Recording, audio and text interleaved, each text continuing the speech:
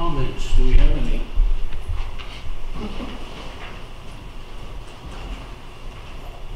Yeah, Brandon? Thanks. Okay. No public comments. For the record, I just wanted to say that's the most Brandon's ever moved at me.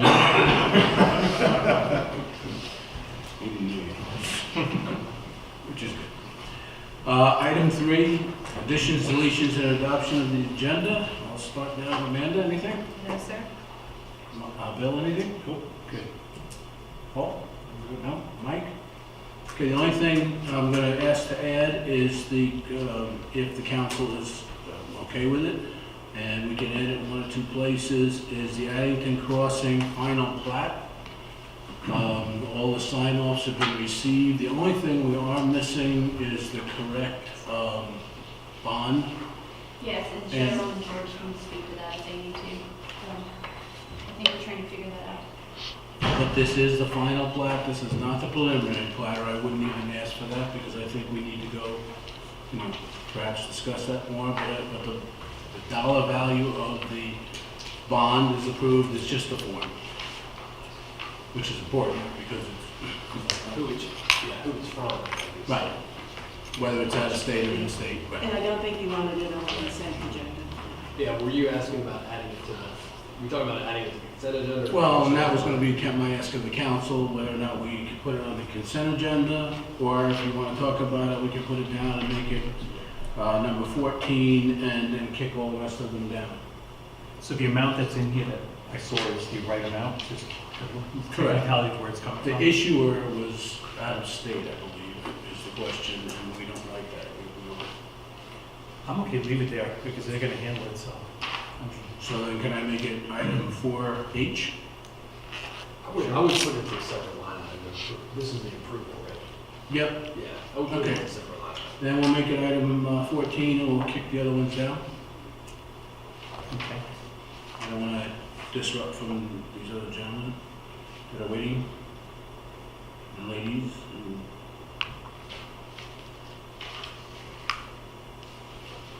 Okay, that's the only thing I had, so then can I have approval for the agenda as amended? So motion? Have a second? Second. Okay, all those in favor? Thank you. Okay, item 4 is to consider the approval of the consent agenda.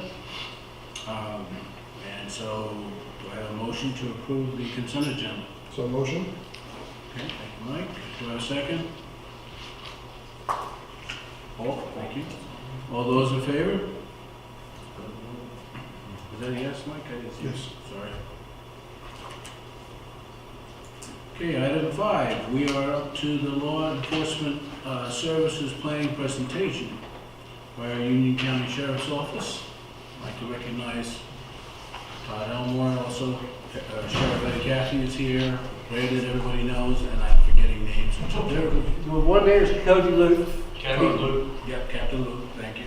And Captain Greg Thomas. He's over our operations, basically our patrol, and Cody Luke is over the town contracts right now. So what we wanted to do tonight, Cheryl going to help me out here, is we wanted to sort of like President Trump last week gave the State of the Union. We're going to give you State of the Union County Sheriff's Office tonight, but also give you a little bit about some strategic planning we're trying to do that'll benefit Wesley Chapel and other towns around here. So go right ahead. Just for simplicity, a lot of people don't understand how we work. The Union County Sheriff's Office is broken into patrol zones. There's a lot of complexity in that, but Wesley Chapel, as you can see, is in Zone 4. And I know through some of the other meetings we talked about Zone 4 being our heavily populated area that we have more patrol into. And of course that encompasses Marvin, Weddington, and Wesley Chapel. So go right ahead, and I hope that helps you understand some of what we're getting ready to talk about. We, Sheriff Caffey advocates a very proactive law enforcement agency. And you can see on this chart right behind you, we judge ourselves based on the calls for service. The blue is the actual calls for service we receive through the 911 center. And that's the calls that we get, that we respond to. The orange represents what we call proactive policing. Traffic stops, doing stuff that we would do on our own versus answering calls. And as you can see over the years, the calls for services and the patrol initiated stops, it sort of tracks with the increase in the population. So that's how we do most of our stuff. But the only correlation we can find in the increase in what we do is the increase in population. And you'll see that on some of the other charts. But if you can look at 2018, you can notice that the proactive policing, if we do a lot of proactive policing, that means the calls for services come down. So hopefully that's a good thing that we're doing. So go ahead, Cheryl. One of the other things we do is we try to get to the call fast. And you can see over time, the first dispatch time the officer, the deputy gets the call till he arrives on scene over time is going down. It's down to 11 minutes, 15 seconds right now, which is significant. Now, if it's a higher response call, you're going to get a higher response time. So those encompass things. Me and Captain Thomas were talking about it at the end of the day. He's very dissatisfied even with that number. He wants to see that number go on down. And there's certain things he can do, is like he can redirect where the officers stage themselves if they're not on the call, and that way they can get to the call a lot faster. So we're always looking at that. That's one thing we get judged on, how fast we get to that call. So we think we're doing a very good job. Go ahead, Sheriff. One of the biggest bragging rights the sheriff has, and it's been during his tenure, is our violent crime rate. As you can see on the yellow, that's our violent crime rate for the Union County Sheriff's Office. The other two is the state average violent crime rate and the national average. So over time, the sheriff, through his programs, he's kept violent crime way down in Union County. That's a high priority for us. Go ahead, Sheriff. I'll tell you another bragging right. This is our clearance rate on violent crimes. If we do have a violent crime, we solve it. This is the clearance rate we did have in 2017 is a 77% clearance rate of our violent crimes. As you can see, the state and the national average is a lot lower than that. So through the stuff that the sheriff has implemented in his time, we've been really able to get out there and solve our violent crime, and that's a bragging right. The reason we stopped at 2017 on the violent crime and the property crime rates is that's the last year reported. The 2018 should be coming out sometime soon, and we'll update these charts. Go ahead, Mr. Sheriff. Property crimes, as you well know, the property crimes around this area is a big deal. Even though we have a low property crime rate around here compared to the state and national average, we can do better. One of the biggest things we can do is lock our car doors. If everybody would lock their car doors in Union County, it would go way down. That's the vast majority of our property crimes. And that's a big thing for us when we come out to the community. Please lock your car doors and keep people from stealing your stuff out of your car. So that's another big deal right there, is the property crime rate being so down. One of the things the sheriff has done in his tenure is tried to do the school resource officer program. Last year, the county gave us 10 additional school resource officers to put into elementary schools. The sheriff, he said his plan one day is to have an officer, a deputy in every elementary, middle school, and high school. We're currently in every high school and every middle school, but we just started the implementation of the elementary school, and the sheriff's asking for additional school resource officers now this year in the coming budget to help out a little bit. As you can see, the high school, the middle school, and elementary schools, those are the incidents we respond to in those schools. And over time, they have steadily increased. If you ask one singular reason, we can't tell you, but probably do with parenting is a big reason these incidents have gone up over time. And putting those school resource officers in those schools help these officers see kids have somebody they can come to, basically becoming a parent to them in some regards. We put one female deputy up in schools, Tiffany, I can't remember her name now. Tiffany Hill. And she's all the time dressing up with the kids, interacting with the kids, so they're not afraid of the police. And that's starting at that elementary school. Me and the sheriff talked about it this morning. That's going to help these generations coming forth, that they'll be able to communicate with to the police better. So we're very proud of that. Good, Sheriff. Drug-related arrests. This is where we're hurting. This is a national epidemic. This is mainly about the heroin epidemic. We do a good job. Our Narcotics Bureau, as you can see over time, is steadily increasing the number of arrests. Go ahead, Michelle. This is our heroin and opiate-related incidents in Union County. As you can see, it's spiking. Nationally, it's spiking. I think Stanley County, neighboring up to our north, somebody told me the other day they have the highest overdose rate in the state. So we're not immune from it.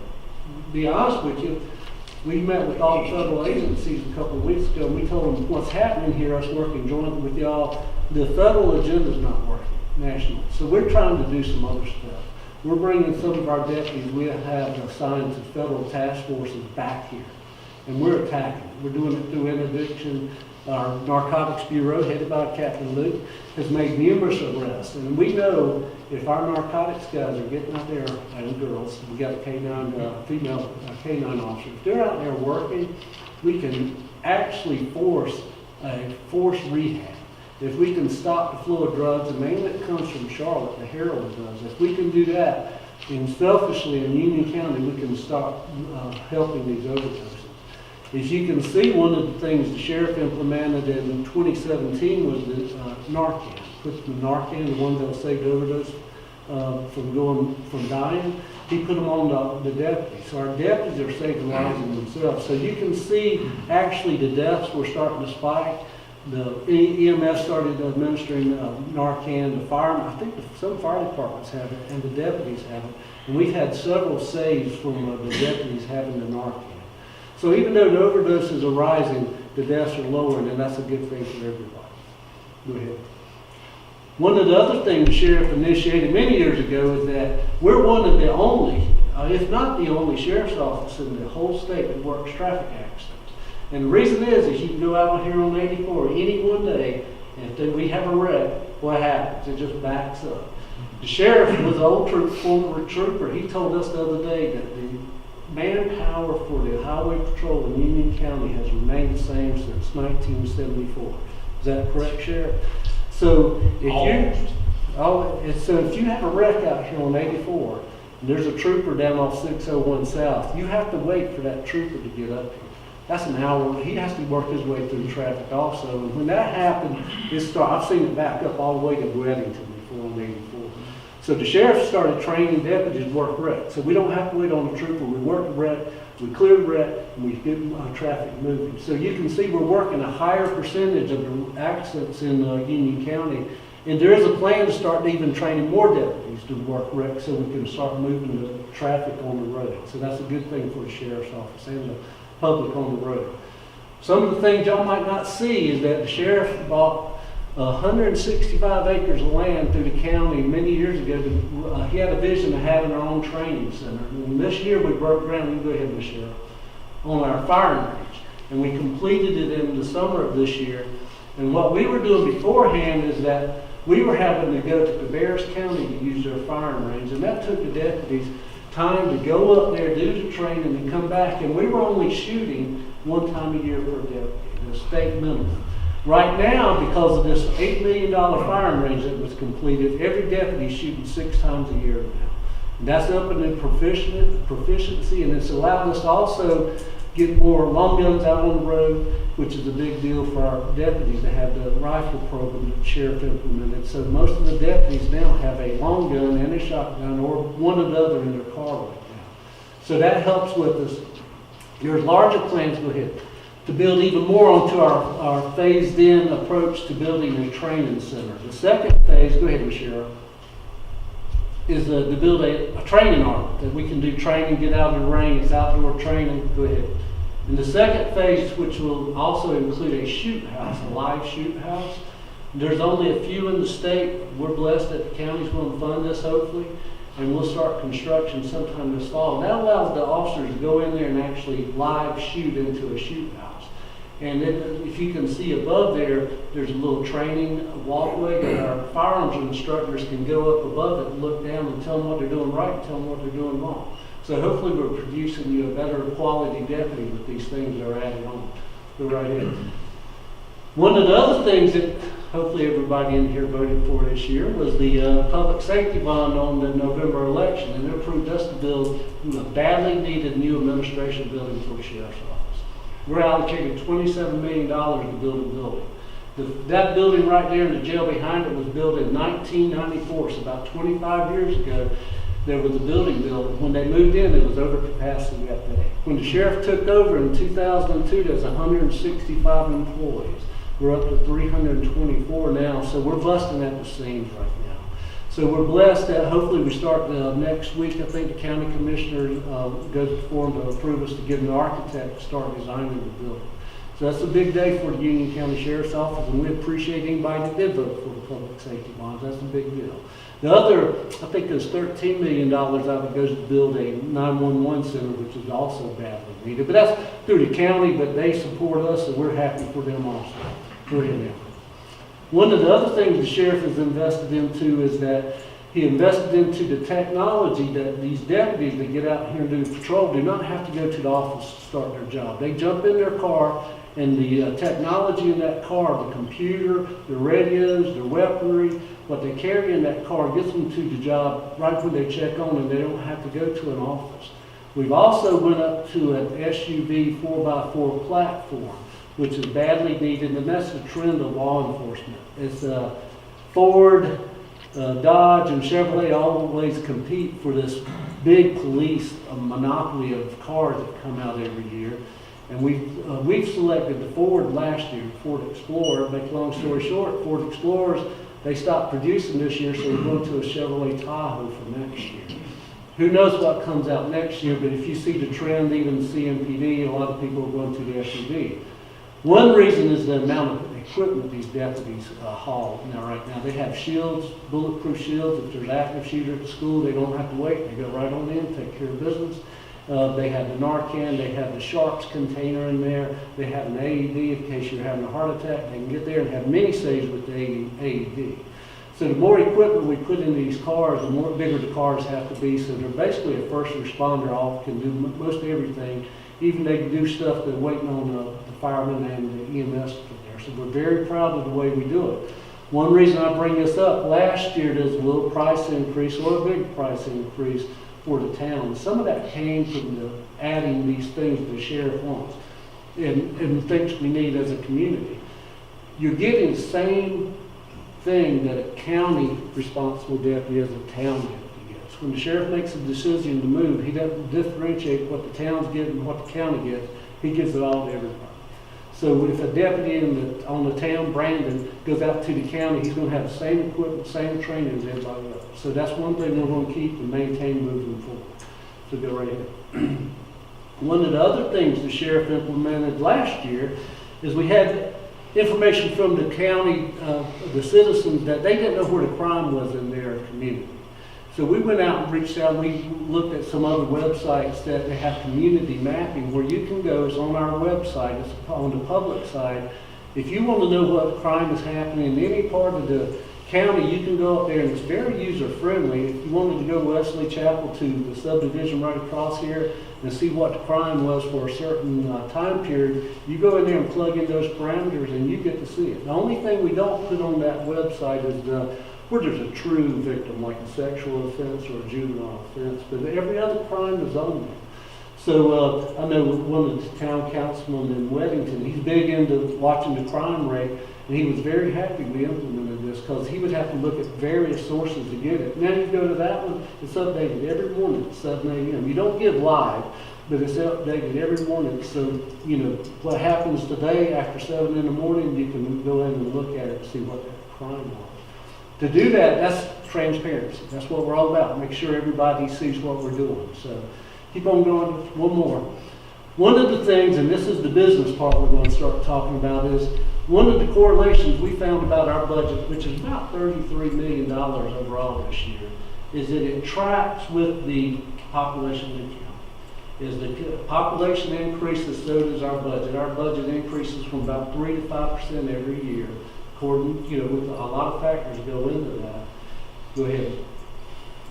This is our positions. One of the things we also found is that it increased with the population, so does our staffing at the sheriff's office. As you can see, from 2010 we had 260 people. We're up to 324. Last year we added 15 people, I believe. Is that correct, Sheriff? 15 officers. So that was a big jump. And we don't have the problem other jurisdictions have about staying full. You know, the CMPD, all the other agencies having a big 20%, decrease in their staffing. We stay full. We did have a little dip this summer because we added so many people. But I think our last set of hires, one came from Mecklenburg County, one came from CMPD, and one came from so we're attracting the right type of people that we want, that we can put on the road, do a little bit of field training and get them to work, and that's our goal. The sheriff has one of the best training mechanisms in the state. When we hire someone, they go to the jail, which is a good training thing, and we pay them to go to detention officer school. And then after a while in the jail, the natural progression is to go to BLET, the basic law enforcement training that you're required to do to become a sworn officer in North Carolina. We're one of the few agencies that actually send the deputy there. It's a 4-month school. Sometimes in other jurisdictions, the wannabe deputy, before they get hired, goes to BLET on their own. So they're out of work, not getting paid, and haven't paid to go to school. So we pay them to go to school. So there's a lot of loyalty when an agency does that. So you're getting a better quality person, we think, that we train them and train them the way we want. So we're doing really good. We don't have those problems other larger agencies have by having the small, that gap, and we don't like the gap because when there's a gap, we're not putting the people out there to work where they need to work. Go ahead, Ann. One of the things, and I'll go back a little bit, Cheryl attended our meeting back in December. It was supposed to be a joint meeting involving town contracts. This was the sheriff's idea that we wanted to start having a meeting in December of every year, the fiscal year, to sort of facilitate a meeting between the towns and the county finance. As y'all well know, y'all contract for service through the sheriff's office through the county. The county finance sets the price that the sheriff, don't charge. The county charges it, but the county finance figures that fee up. We give them input, but they figure it up and it's passed along to y'all. I think y'all get it in like March or April of every year. Well, the sheriff said that after last year, there's a pay bump that we got through a compensation and classification study, which was good for the deputies. A lot of the deputies got a pay increase that was put on by the county. Of course, that got passed on to the towns. There wasn't a lot of warning coming from the county that this was coming, and y'all had to deal with it. Indian Trail had to deal with it. Everybody had to deal with it. So the sheriff said, from now on, we're going to facilitate a meeting between the county finance and the towns in December and sort of give a projection if there is an increase coming. Then y'all can do y'all's budgeting properly. This was our first year.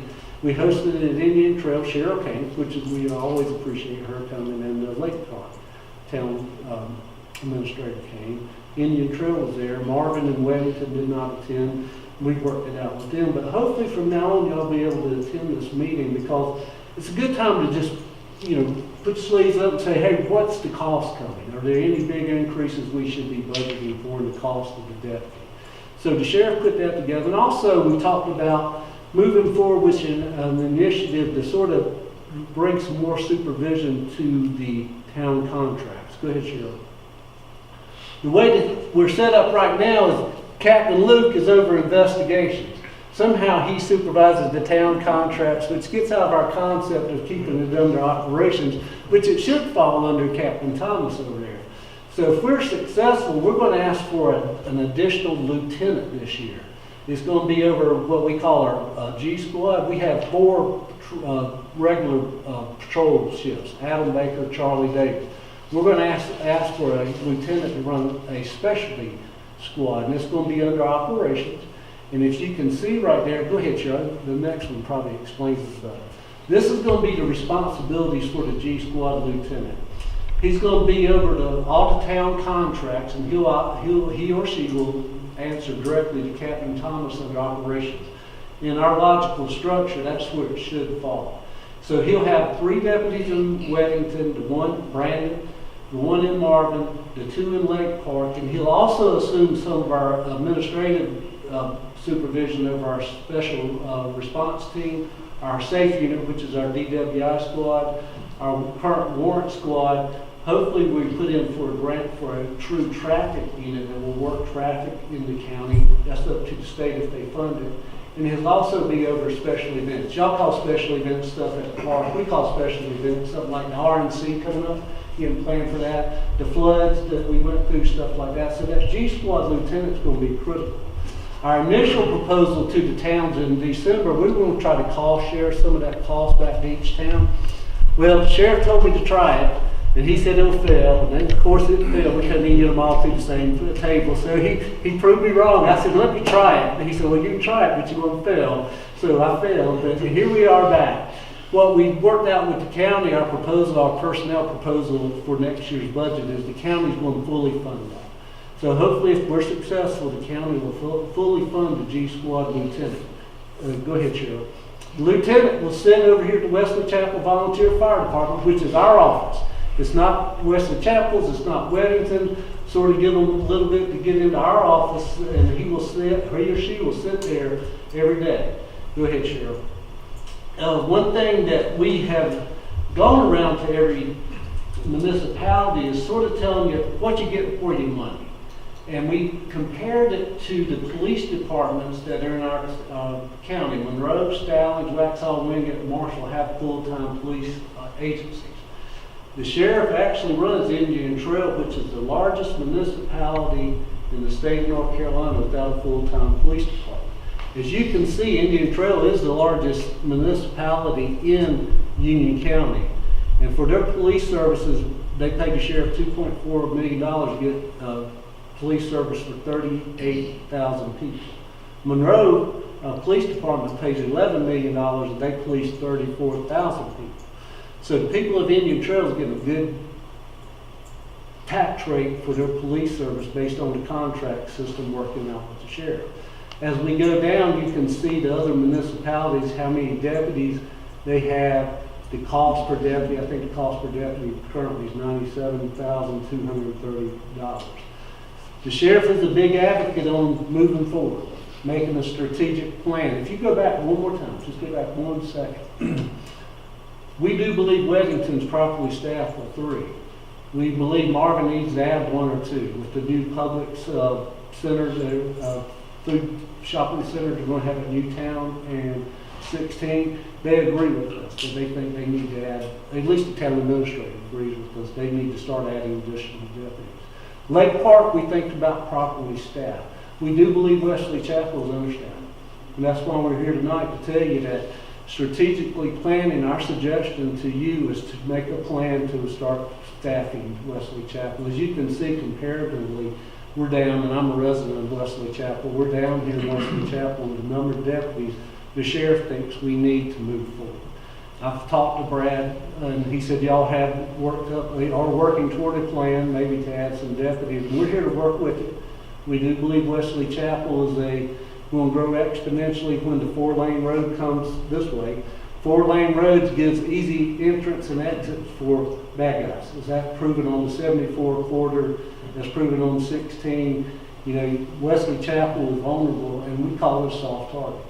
And if you give easy access, right now probably keeping the crime rate around here down a little bit is it's hard to get from 45 or from Charlotte down here. Now, violent crime, most of our violent crime comes from people out of Charlotte. And they come down here, rob us, run back. You got a cell phone store that's very vulnerable right now. You'll see a special next week, I think, on Channel 9 about the armed robberies of the cell phone stores. So that's why we're here tonight, to tell you how we're doing. We think we're doing all right. Tell you where we're going as far as adding a lieutenant to supervise the towns. And I'll give, Captain Luke, who's a very good captain, I keep them very busy. They don't have time to come to every meeting. But I think that lieutenant, he would have more interaction with the town council, tell you what's going on at the sheriff's office, get your input so you'll have somebody you can interact. And actually, that gives the deputy, Brandon, more time to be on the road too. So that's what our plan is. And sheriff's here. If he wanted to talk, you can ask him questions. If you have any questions for me, I'm available. But that's pretty much our plan. So y'all have any questions? He's a lot better speaker than I am. Well, thanks for coming down, first of all. I appreciate the show of support and everything you've demonstrated. Now you cover the county. So, well, I'll look to my council and see if anybody has any particular questions for you. I got a couple. Go ahead. I was gonna say, I know it all revolves around money and dollars and everything, but what's a big wish list item that you guys would like to have funded in terms of tools, assets that would help you be more efficient? You know, I'll tell you what, we're doing good. The sheriff has a great relationship with the county commission. He's a very conservative guy. I mean, he's a very conservative, so he doesn't ask for something he doesn't need. So if he asks for it in our budget, we usually get it. I think we've been very blessed lately. Actually, through the budgeting process, the first thing is personnel. We start our budgeting process in October. So the first thing we ask for is personnel. This year, I think we're probably asking for about 6 additional personnel. And a lot of that's to do with school resource officers. You know, I think the sheriff's asked for 4 this year, and we'll have a plan to move forward. But, you know, as far as the equipment, you have to understand what all the counties funded. The second phase of the range project's like 1.8 million. They just, through the bond, gave us 27 million to build a new building. So we're not too greedy right now. We're very blessed. There's also plans to move forward with the 3rd and 4th phase of the training facility. We need to drive them. So the county commissioner is very good, you know, listening to us. We'll probably in March go talk to them, do some similar presentations. So the sheriff has a great relationship with the county manager, the new county manager. So we meet a lot with them. So I don't think there's any one item that we're in desperate need of right now. But I mean, outside the normal what we ask for. So I've been super impressed. I was lucky enough with Leadership Union to basically tour the jail from top to bottom, and you know, I'm still amazed that you guys are able to do what you're able to do with staff here. And you start seeing the numbers of, hey, you're running capacity a lot, and you know, so it's.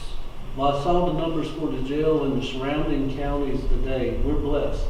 I mean, compared to counties that have 500 beds and they're staying full, we have 264 beds, and we run about 220 sheriffs right in there on average. 212 today. 212. So we're doing good. I mean, we do believe there's going to be a day that we need a new jail, you know, or at least an expansion to the jail, and that's coming. I mean, we all know that's one good thing about the sheriff. He's not afraid to tell the county commissioners, y'all need to start looking for a plan that's a big expense coming in the future.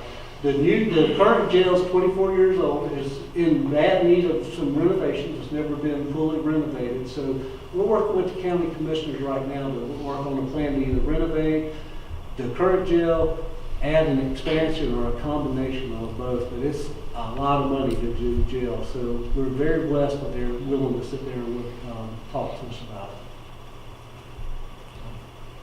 it. Bill? I just got a couple of, so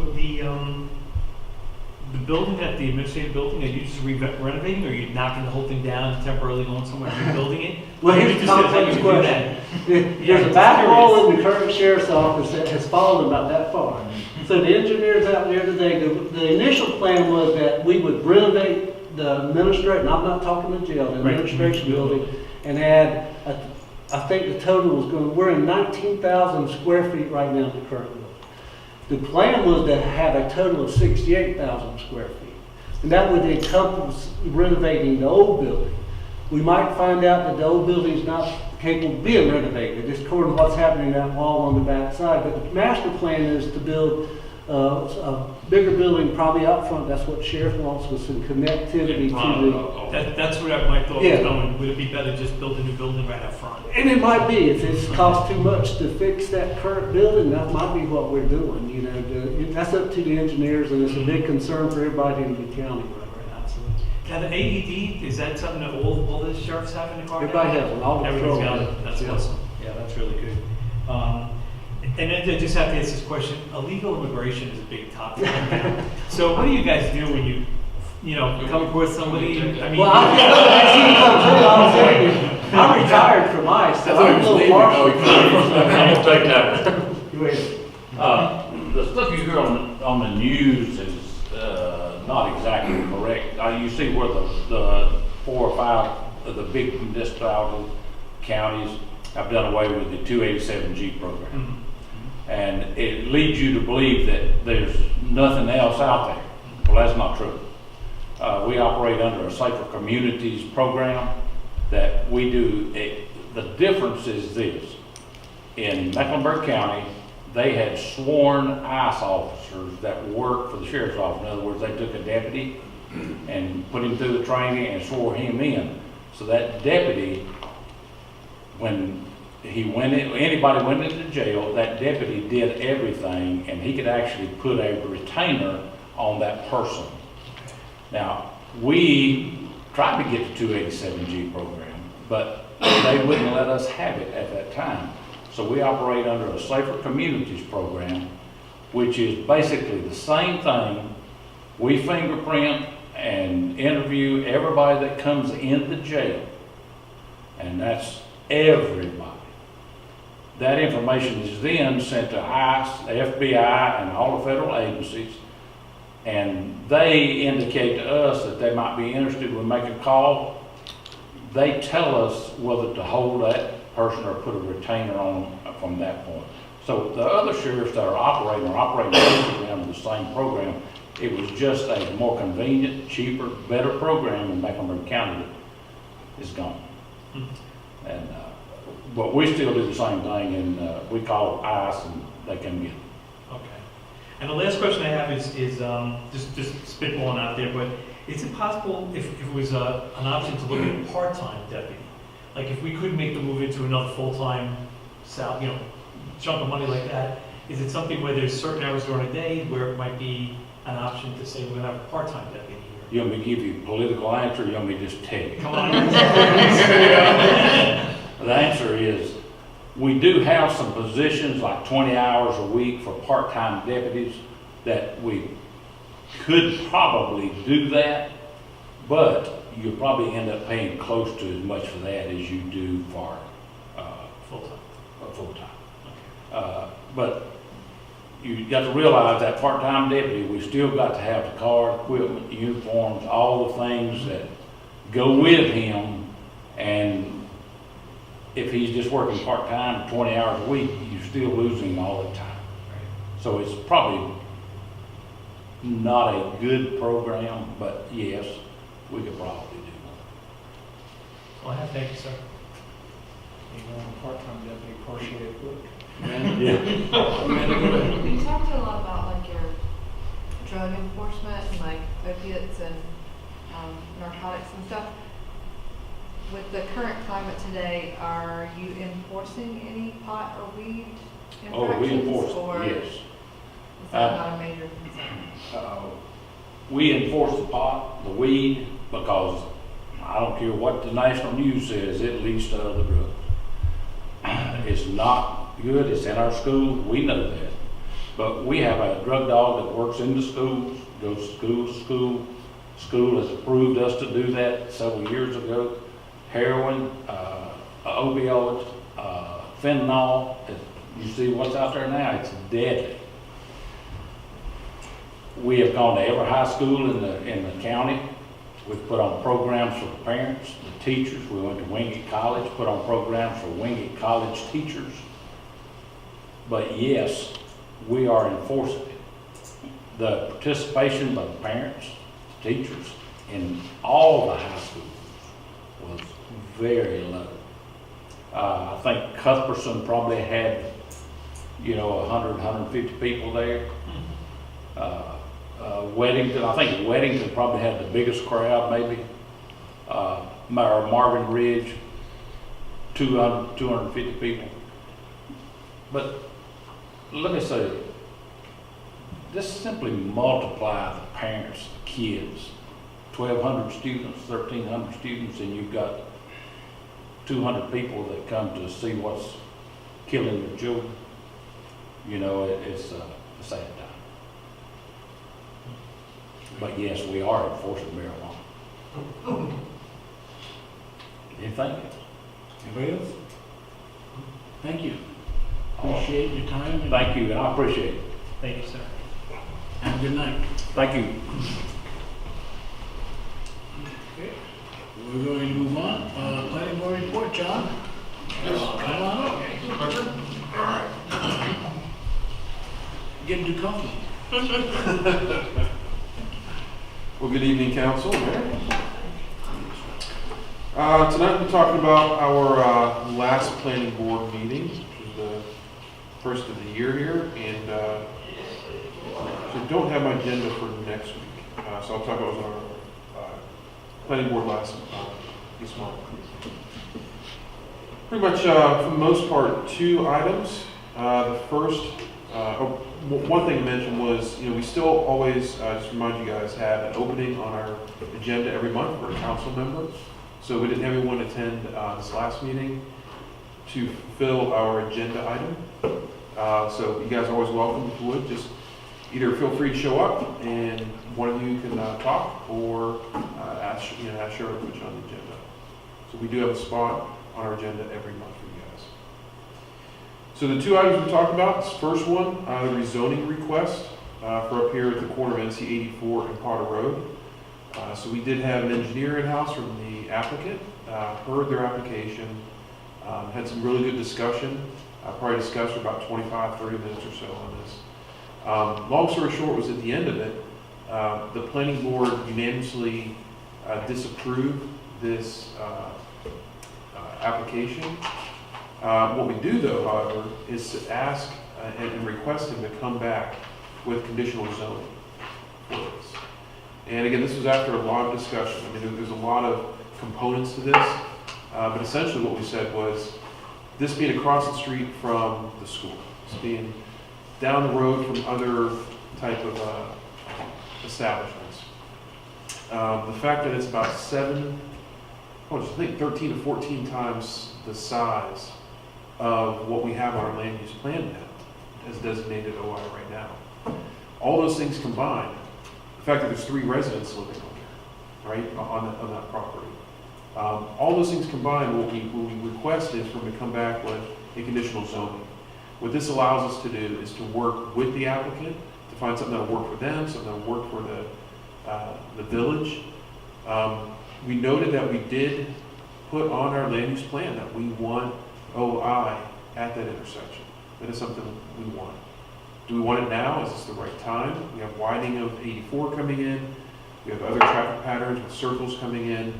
The conditional zoning will allow us to specify, let those things happen first or in conjunction with those. It just seemed to make more sense to shake hands with the developer and say, let's make this work for both of us. That's what conditional zoning would do. Office institutional is a clean slate, will allow them to do anything under what's allowable on the zoning, whereas of course some of those are CEPs as well. So essentially that's what we put forward to you guys. Question for either you or for Robin. With the negative recommendation from planning board, will this have to come to council, or so Yes. knowing that it's going to be potentially what John talked about, conditional, it's still going to come to council? It has to come to council unless the applicant withdraws their application, which they have not done. They have expressed no interest in moving forward with conditional zoning at this point, at least to me. And it goes to you guys with the recommendation for denial, and then you guys make your decision. After that, I believe the ordinance says they cannot reapply for 12 months. Without substantial change, if I remember correctly. So if he goes conditional zoning, I think that's a substantial change. But It kind of depends on the application and the facts. that's the same, Yeah. that's the same. Because the applicant knows the process, that if he brings it to us, and just want to make sure. Be able to reapply. Okay. Thank you for clarifying that. Well, another thing I want to mention on this is, after discussing this and considering conditional zoning would be best, right? This again, coming from the planning board. We even had 3 members from the community show up and speak on behalf of this, saying they were against this, clean slate OI as well, before the meeting. What we recommend is that any rezoning request for the village, not residential rezoning, right, to go from R40 to R80 or R84, something like that. Not residential rezoning, but any commercial rezoning, whether it's office institutional or business, be conditional zoning, right? I mean, we're such a small town. We already have undeveloped property. Of course, we identify some other areas, right, that, for instance, that intersection. The other 2 corners are office institutional as well. We recommend, right, it's all 4 corners. We have a circle around there on the map. This is office institutional. I don't remember that. Okay. There was a survey crew out there today on that property. Do you have any idea what that was about? I have no idea. Robin? So what we suggest is that we make it known somehow that any request, we prefer conditional zoning for office, institutional, or business. Again, this allows us to say, what do you want to do? What do we allow? We can put conditions, whether it's parking spaces, right, lights, traffic, a lot of things. We work with them and approve. George, is that something we can even do? Just say there is no straight rezoning, only conditional zone rezoning? It's a matter of ordinance, so. Okay, no, I know Nothing that, that would prohibit you from. but leaving that piece out. Okay, so, okay. You would make all your OI, LI, B1, B2 all conditional zones, as opposed to having anything open. Okay.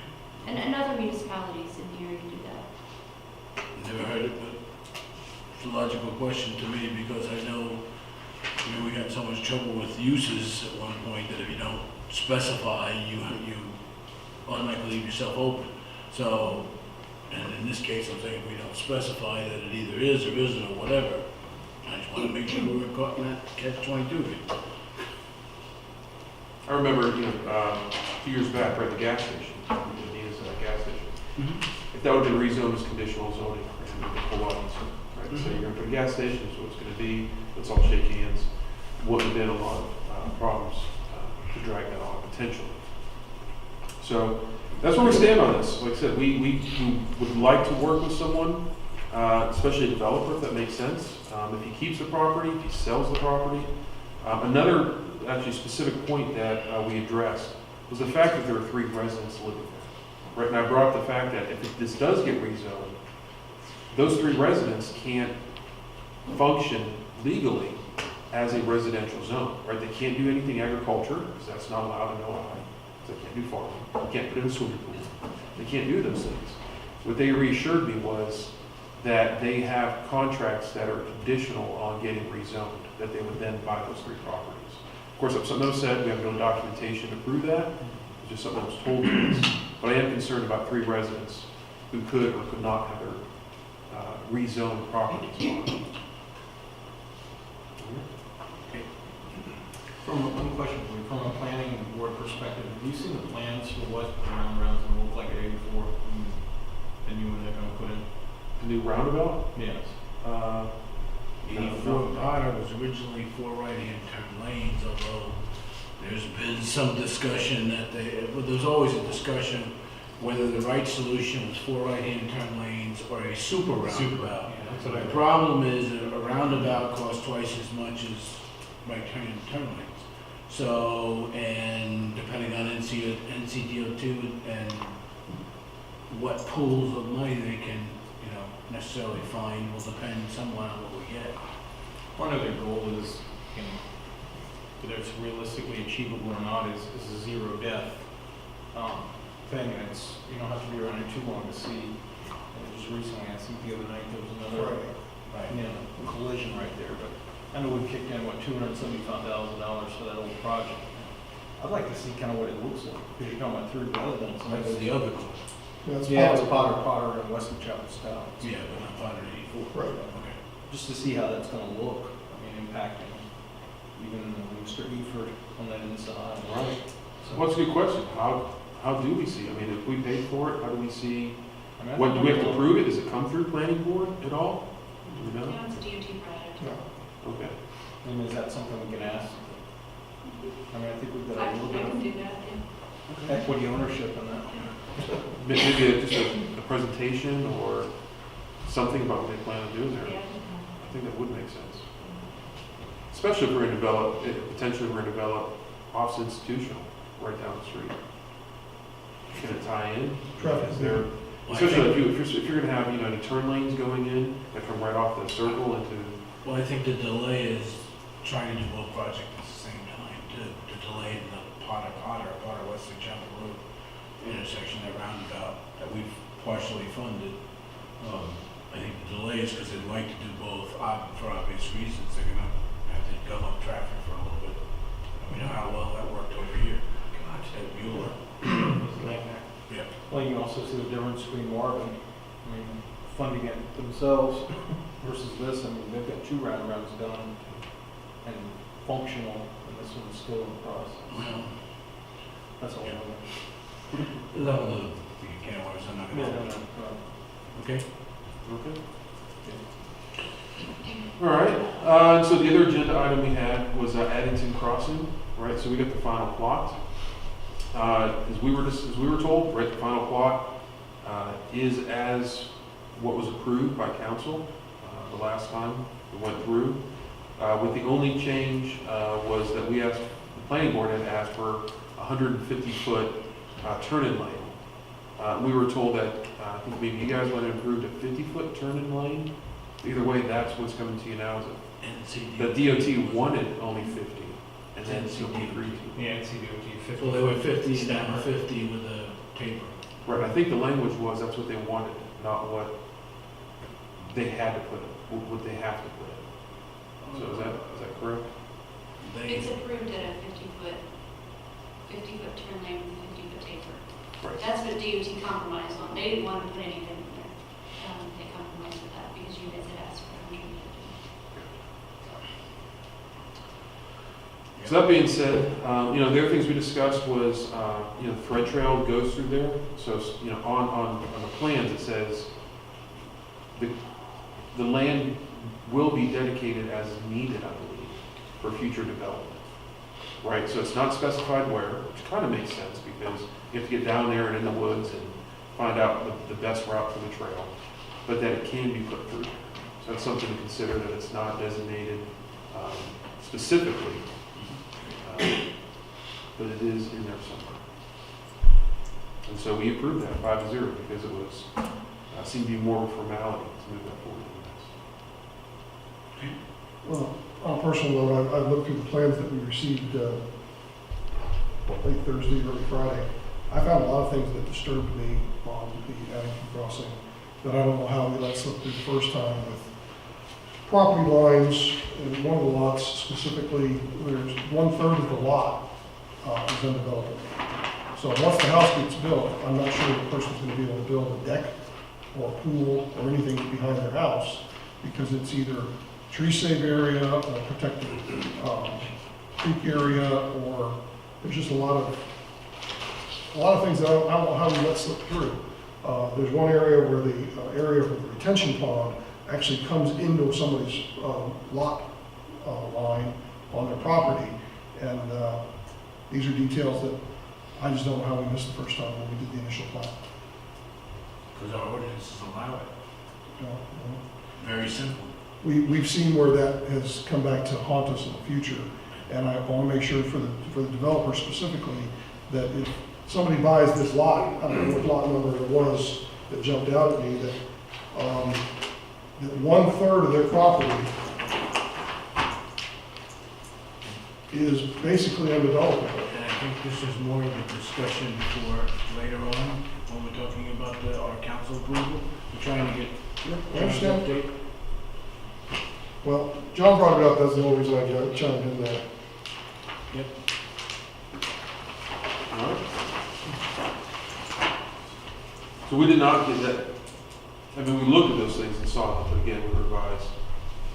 This is what was approved. Nothing's changed other than turn-in lane. So we approved it 5-0.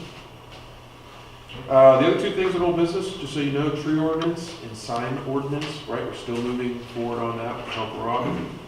So, and I know that's on our agenda next month as well. All right, good. Any other questions for John? No? All right. Easy. Thanks, John. Communications Committee?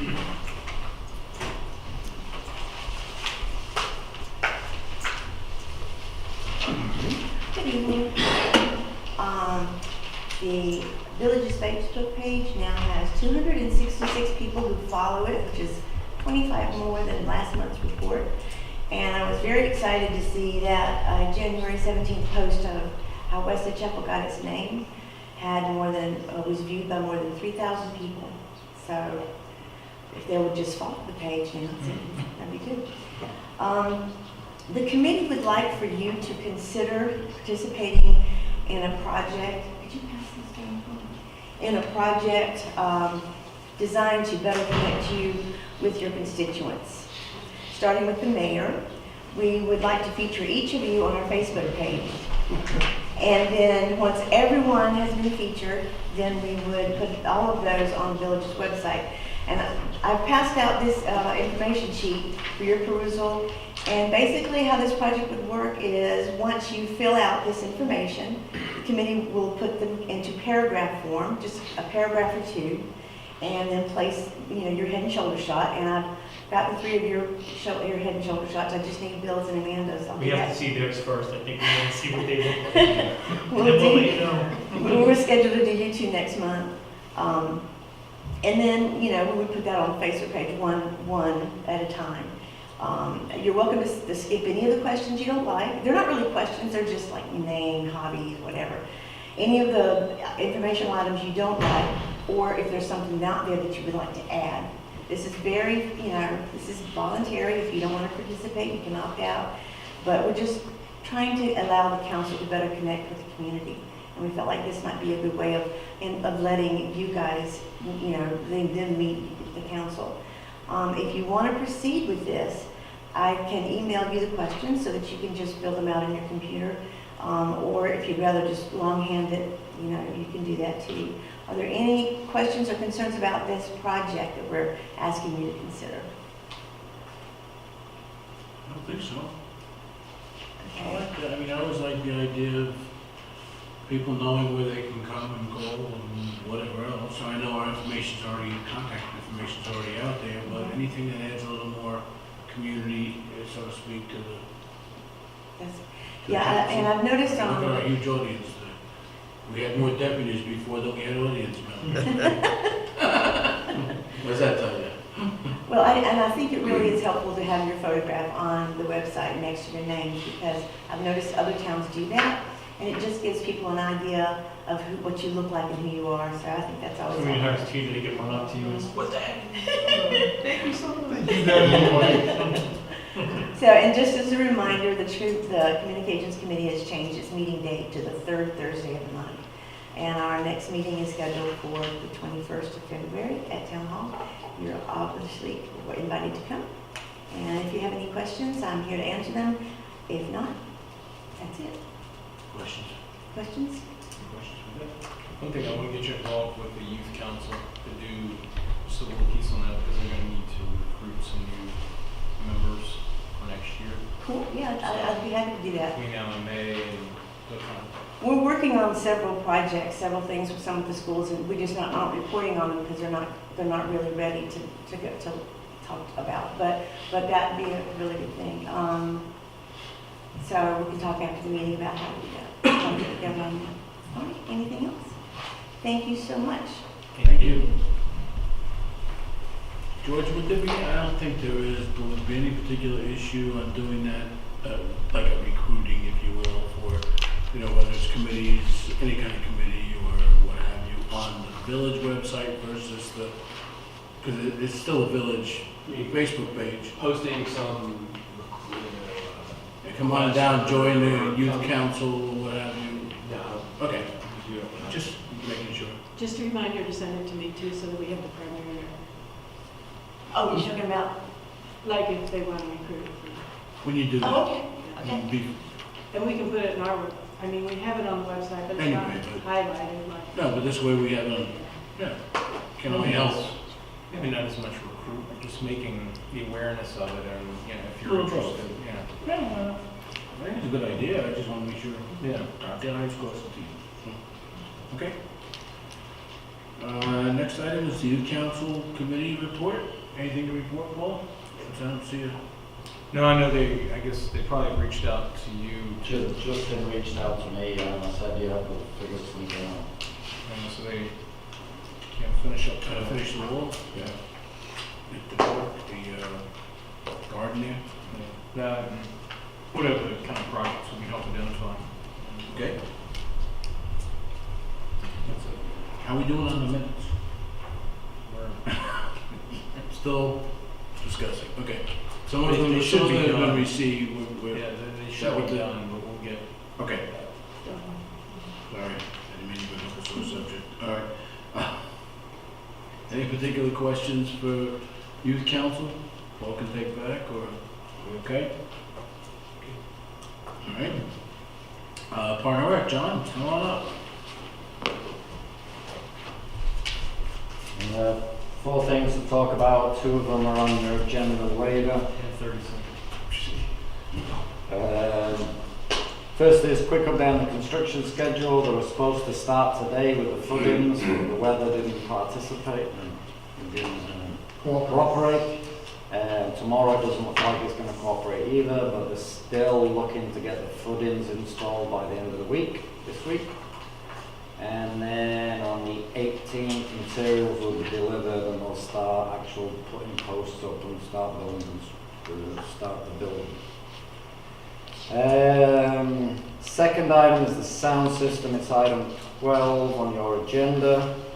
As I reported last time we were together, the actual equipment came in less than the budget, but when we added extended warranties and the first time setup, service and training, it pushed us over budget.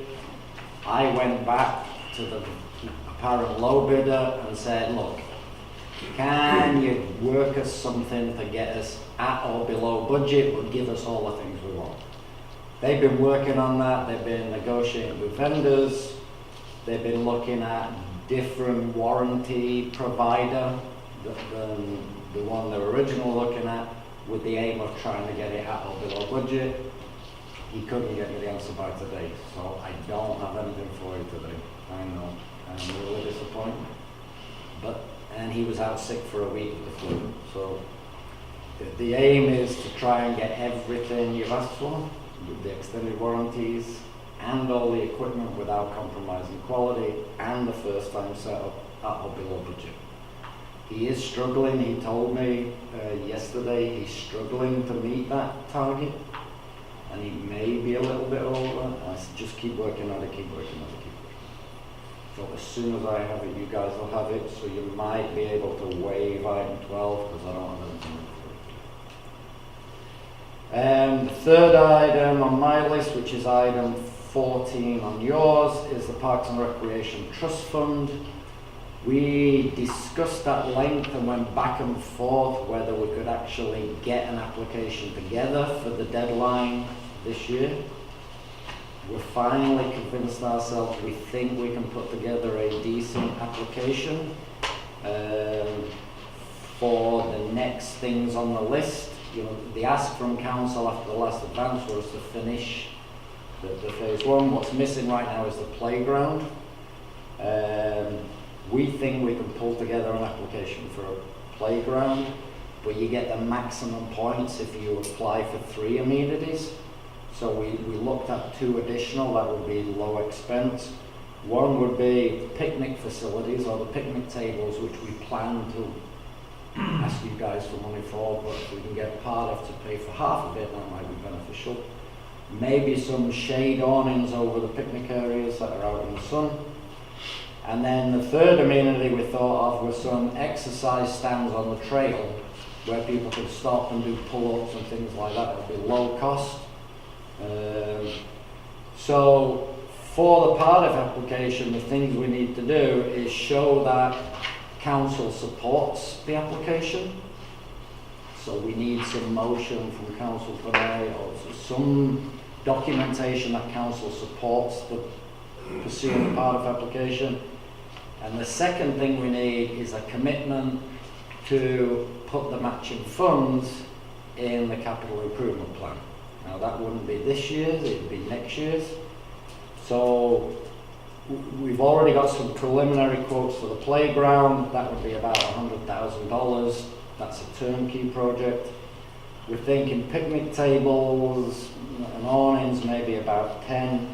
And then the exercise equipment would be 30. So that would be about 140. So matching funds would be 50% of that, or $70,000. So we're asking council for the next fiscal year to consider making a commitment to put $70,000 in the capital improvement plan to provide those 3 new amenities in the park. The reason you need to do that now is because we'll have to put that commitment, you know, and you can make it subject to getting the PARDEF money approved. We have to put council support, documentation, and the commitment to the CIP, the matching funds, in the application because we get additional points for that.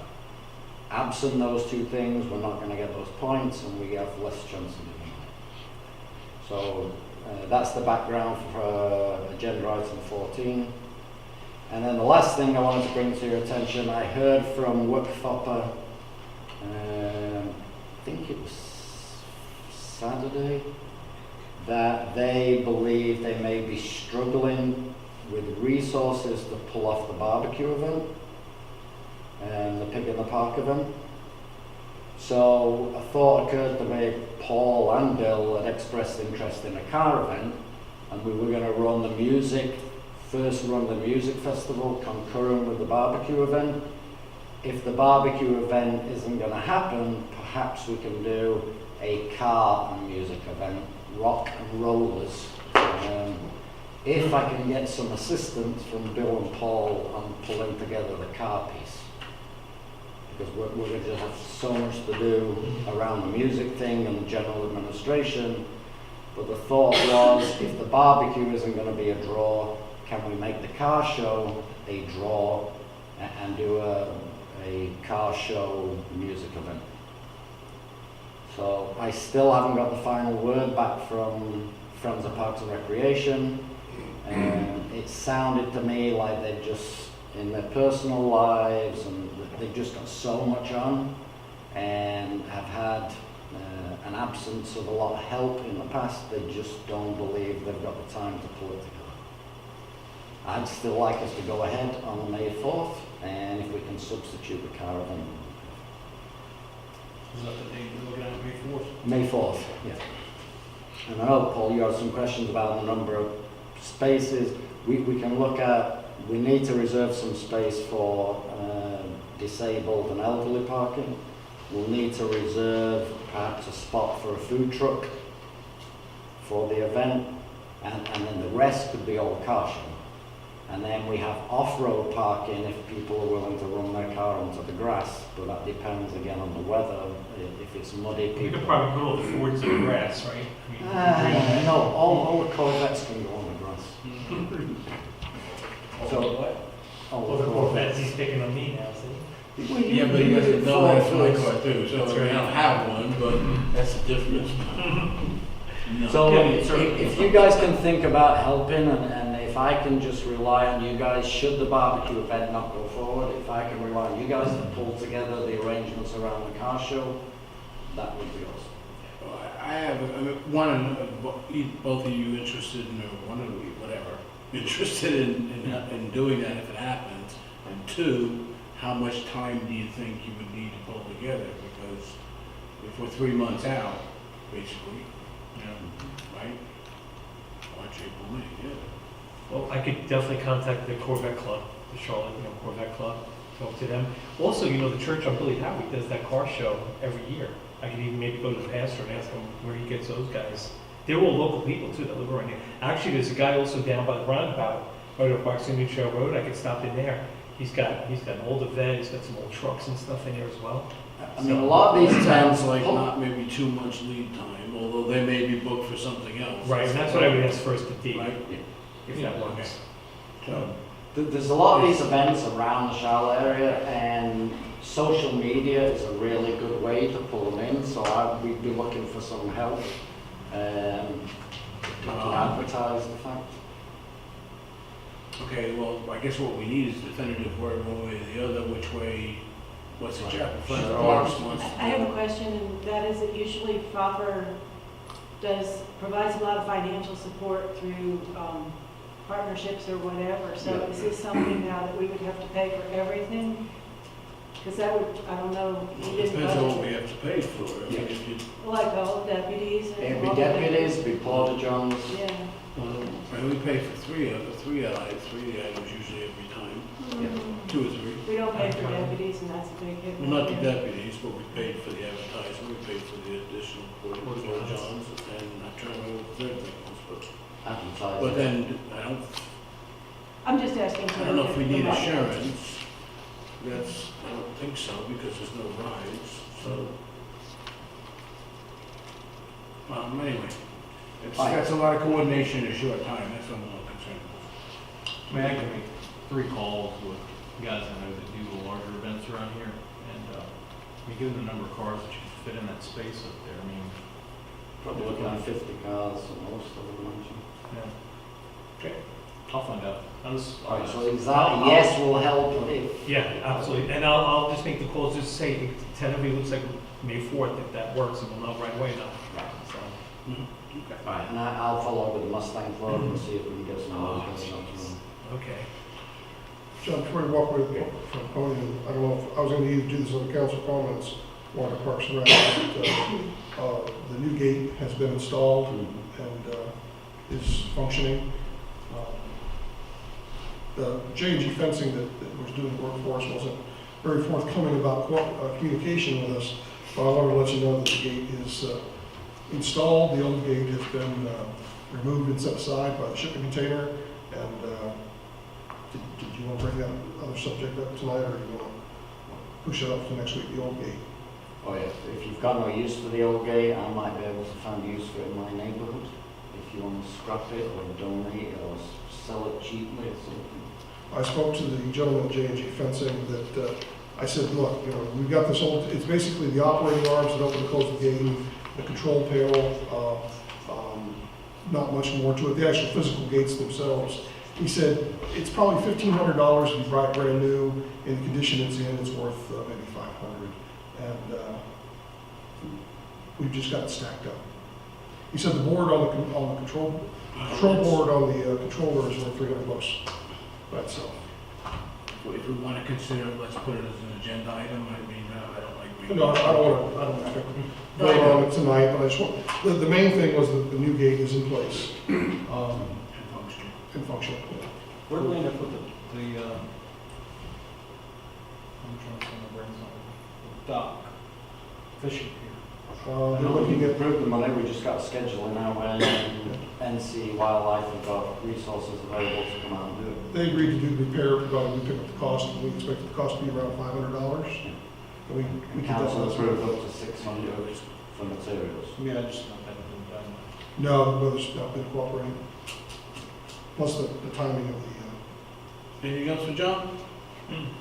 Thank you, John. Appreciate it. Cheryl, Finance Officer's report? Okay.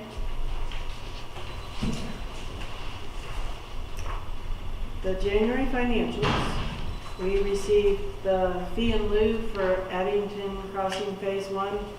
That's the $5,141. We're up to 92% collected of property tax.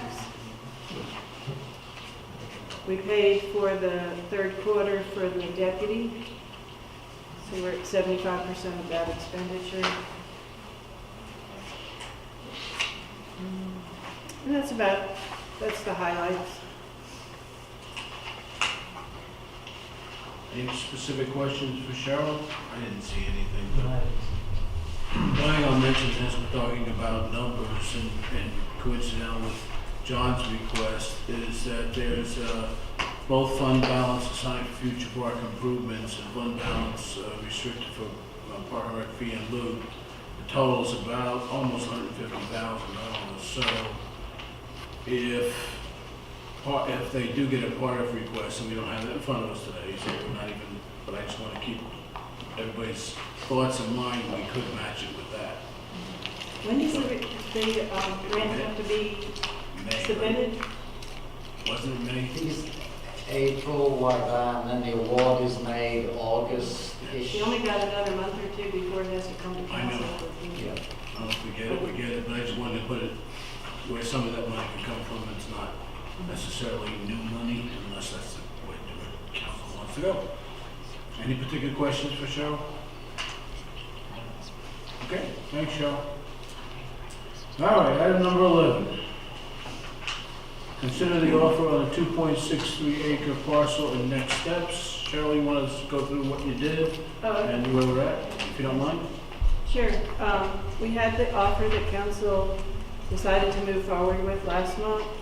And we went ahead and advertised it in the Inquirer Journal on Sunday, January 27th.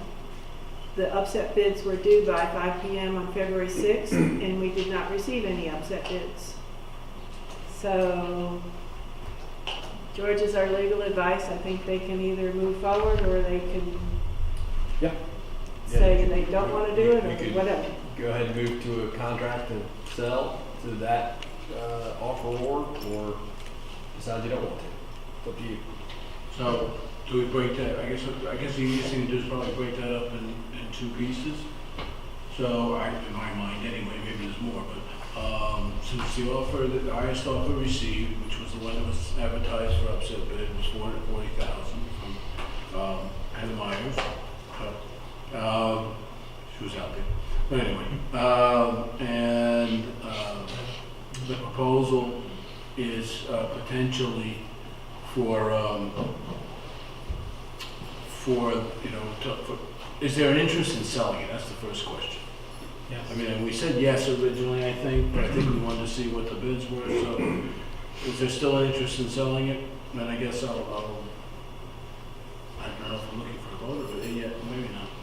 I'm seeing neither all nodding. Okay. So,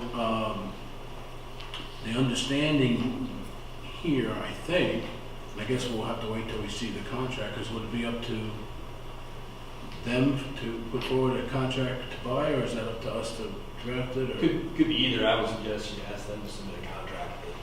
Well, the only reason why is approved. because I think we know that there would be a contingency, and I'm not trying to put words in your mouths, but a contingency whereby the sale would be dependent upon the rezoning. That was in the letter of intent, right? It was, correct. But I just want to remind council, so keep everything in the open. Because the one usage that we're talking about is not allowable in a office institution. It has to be commercial. So, Well, both uses will need conditional use. both of them are conditional, correct, but I think the one's allowable in office institutional, conditional, the other one is not. So the potential, if they agree to partner. So we're not trying to solve the partnership. Okay, so then, I guess our next actual action would be then to decide, since it sounds like we're in favor, to, accept the, bid for $440,000 for the 2.63 acres at, whatever the parcel number is, which I don't have in front of me, but anyway, and then, go into contract, with Heather, depending upon what they come back with, and I guess we'll have to look at the contract. I think you want to accept. You don't want a motion to accept the offer and to move forward with negotiations of the contract based on that offer. I think that's it. Okay. What he said. So much. We have a motion and a second. Further discussion? Who's the second? I was second. Thank you. One clarification is, knowing that this is $440,000 of town money, this is a question for both George and for Cheryl, have we been as transparent? Have we crossed all our T's, dotted all our I's, as far as advertising, as far as everything we're required to do? So somebody will come back to us later and say, I didn't know anything about this. I mean, It was advertised. Cheryl advertised it in accordance with what's required by statute. So. Okay, so we've done all our due diligence. We're not ready to go for it. Okay, anybody else? All those in favor? Thank you, unanimous. So it looks like we can start moving forward into contract negotiation. We did hire an attorney, Robinson Bradshaw, to draft the agreement. He just sent it to me at 8:02, which is not super helpful. Who is it? Ty Schaefer. Okay. Robinson Bradshaw. Yeah, okay. Yeah. Well, and if you want to go ahead and get it to Cheryl, and then Cheryl can get it to George, because we will, of course, want George to look at it, so that'd be great. But thank you. Thank you for your, again, I've said this before, but continued interest in staying in the community. So, Please make sure your attorney copies Cheryl on everything. That's not directly from your attorney to George, and we get left out of the loop.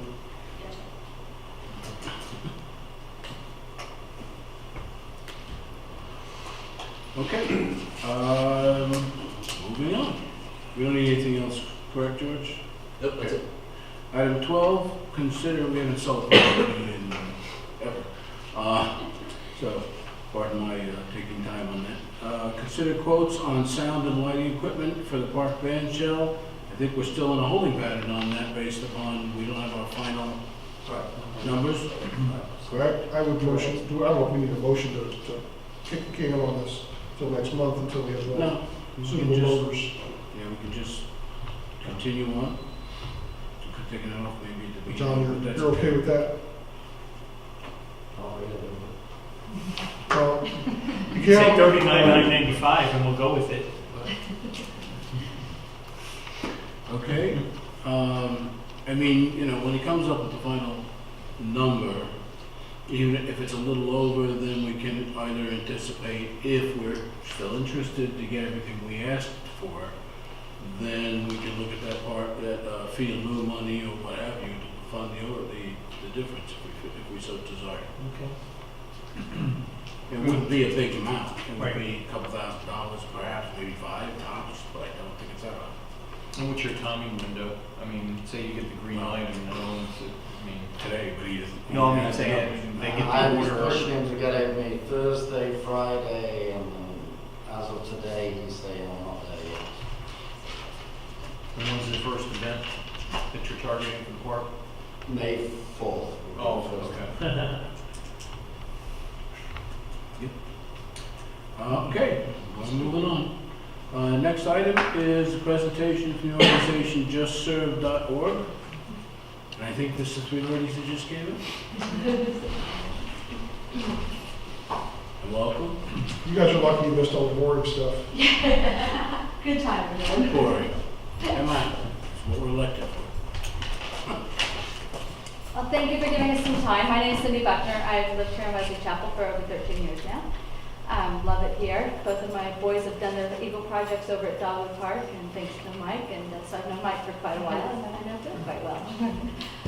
But anyway, so we want to tell you about Just Serve and see if we can make it something that will be of use and benefit to our community, to this area, and they're excited to tell you about it. This is Kristen Anderson and Regina Waite. They work with it up in the Charlotte area, and they've done amazing things with it up there. So we'd like to hopefully spread it to this area also. So Kristen is going to do a presentation to explain it. Yeah.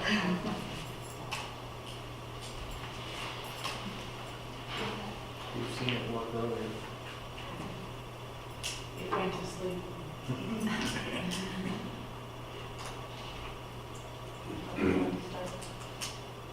Chad? Sure. So Just Serve is a national organization that started several years ago out in the West, California, Colorado, and it's really huge there. A lot of government, town schools,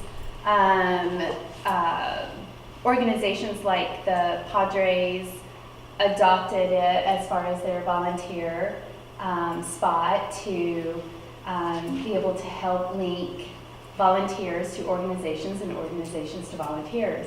And it's slowly making its way to the East Coast, and I like to think of it as, you know, we have so many great churches here that volunteer, and so it took a little bit longer to get here. And now it's growing. Tennessee actually just adopted justserve.org as their volunteer spot, and For especially Tennessee Promise. So they have a program where the government gives free community college for 2 years for students in need, and in return they have to give so many service hours per term, and justserve.org is the organization they use in order to fulfill those volunteer spots, yeah, requirements, thank you. So, like Cindy said, we have gotten a lot of organizations up in the Charlotte area, and we're trying to get in Union County and more organizations up on the justserve.org site.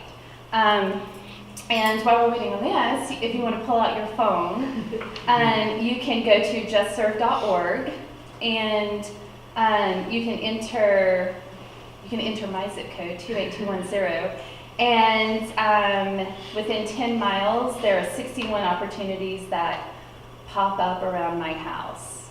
And you can click on we have organizations like Park Sharon Athletic Association pops up first, and that's just volunteer, come and volunteer as a coach to hospice and palliative care.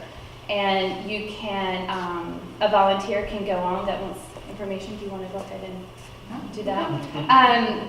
So you just click on whatever you're interested in, the project, and then you can read about it. And I would say 95% of these projects go directly to their website.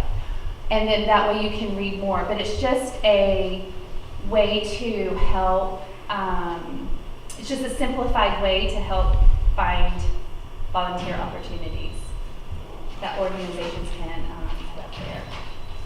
All right, so just going to share just a quick video and just a little bit about how the program works.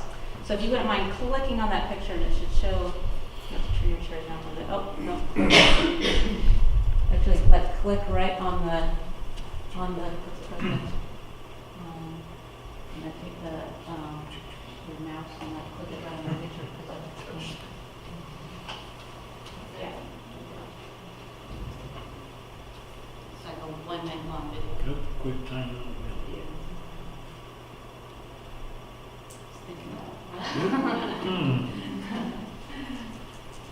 She has a quick time on a computer. Nothing has worked today in this office very well, so it could just be. See, it says quick time not available on the board. Okay, all right. Well, it's just this cute video showing lots of people serving and says, go to justserve.org. So, that's right. So go ahead and go to the next slide.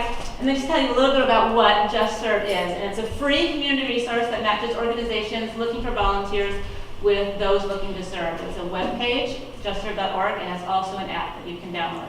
It first began in 2010. As Regina was saying, it was piloted out in California. Huge success there. Lots of college campuses from Houston to Washington to Arizona to Utah. They all use it as their official volunteer space for serving. And then it has gradually made it across the U.S. The Southeast area was the last place to get justserve.org. Regina and I are actually volunteers, but we have been working with Just Serve since about May of last year, and we have added a little more than 50 organizations, mostly in the Charlotte-Mecklenburg area. And so we are looking to expand into Union County. It is a service that's provided by the Church of Jesus Christ of Latter-day Saints, but the only thing they do is maintain the website. They don't collect any personal information. They don't. There's nothing really involved with the church other than it supports it so that it's free to all organizations and those who want to use it. And the way it works is that organizations, whether they are nonprofit, community, faith, or government organizations that need volunteers or donation items, that they can post their opportunities. We don't do any fundraising or actual changing of money, so it's not a website that solicits money, but rather, like refugee support services, if they're looking for donations of beds or blankets, or the Levine Children's Hospital is looking for, items for children. For items are also volunteers. And then people, individuals or groups, families looking for places to serve can visit the website and then find what is available in their community. If you wouldn't mind going to the next slide. These are the current organizations that we have up in the Charlotte area, a little more than 52, I think, is up there. Most of them, all of them, almost are all in Charlotte-Mecklenburg County. There are a few. The town of Tegakay actually uses Just Serve to post their volunteer needs for like their parades and festivals and Parks and Rec. Also, there are a few down in the Catawba area, but mostly all in Charlotte-Mecklenburg. Salvation Army, the Relatives on McDonald House, Girls on the Run, Catholic Charities, lots of organizations that use Just Serve. And then there are just a couple of guidelines for organizations who want to post. First of it, that Just Serve doesn't discriminate based on race, religion, gender, or sexual orientation in posting projects or in encouraging volunteers to serve. Click it on again. There are pretty much only 3 things that aren't allowed, and that's mostly things that have a political or advocacy focus, things that are for for-profit companies, and also those that direct volunteers into actual fundraising. And there are a few other prohibited activities that are on the About section, things like you can't have volunteers do like religious instruction, or to impede, or help union forming, a couple of things like that. But and then the really purpose is to get people out in the community, helping those in need, and to get to know the people in your community. And the last one, and just the right word, post volunteer opportunities, but it doesn't guarantee volunteers. And then that was another short video from a mayor actually in California talking about how it's great for their community and why they like to use JustServe. But since the video's not working, we won't watch that. But anyway, are there any questions that you have about what it is and what we do? There's no fee to post a None at all. project. And there's no fee to go on there to look for a project. No. Personal information that you have to give. None, unless, the reason why you can set up an account, and the reason why you would do that is if, for example, you want to get email alerts saying when there's a new service, you set the diameters of, within 10 miles of my house, or I'm interested in helping animals, alert me if there's a new service opportunity about, animal care. Or if you are a student and you need to keep track of your service hours, by having an account, it, logs how many hours you are serving. When I visited your website, I didn't see any pop-ups or advertisements either. No, there's no soliciting at all. So that's one of the nice things too, is that it's basically, you go to the website when you want to, and you don't get anything from any of the organizations that post or from anybody else that uses it. And CMS, this came actually from my son's National Junior Honor Society. They advertise justserve.org on their ways because they have to put so many service hours. So several schools we have to go to schools individually because CMS doesn't have it set up so that we can be able to advertise everywhere. So we've individually gone to the schools and in Mecklenburg County, and they advertise justserve.org in the school as a way for kids to find service projects, to get their service hours. Eagle Scout projects. Yeah. Was it birthed through the Church of Latter-day Saints? Was it something that came Yes, so it was. And you guys are good with that whole, I know the kids have gone out, serving all over the place, come on back, and I'm just curious if that was. So basically it's just this idea that we want to give back to our communities, and people want to serve and they just don't know how. And so it was just put together as kind of a one-stop shop to be able to gather organizations that want to serve and people who want to serve to be able to know where to go, to be able to do that. And that's, just completely as a service and a gift to the community. So let me be clear, your ask is for us to potentially put a link on our webpage to your organization. That would be great. Also, to let us introduce us to the organizations that are in Union County that are nonprofits, religious organizations, government entities, anything that needs volunteers, and so that we can introduce the program to them. Yeah. And the one rub that apparently everyone has considered is the use of it's the separation of church and state. And that was one of the emails that I sent back to you is, how is that dealt with in other municipalities? You've got one place that uses this as their primary way of getting volunteers, and it's a government agency.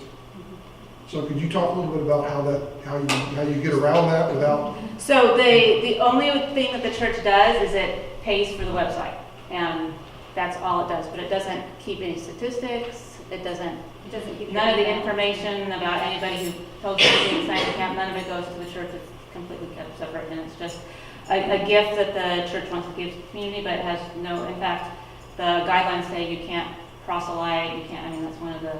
So there's no mix of church and state, really.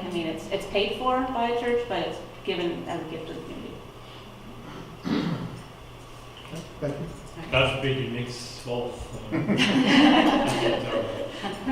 one, again, a lot of the stuff that I've seen and learned through the Leadership Union program, you go out there in the nonprofit sector, I think it was 4 pages of spreadsheets of all the nonprofits that operate in Union County, whether it's health services, family. That would be information we'd like to know.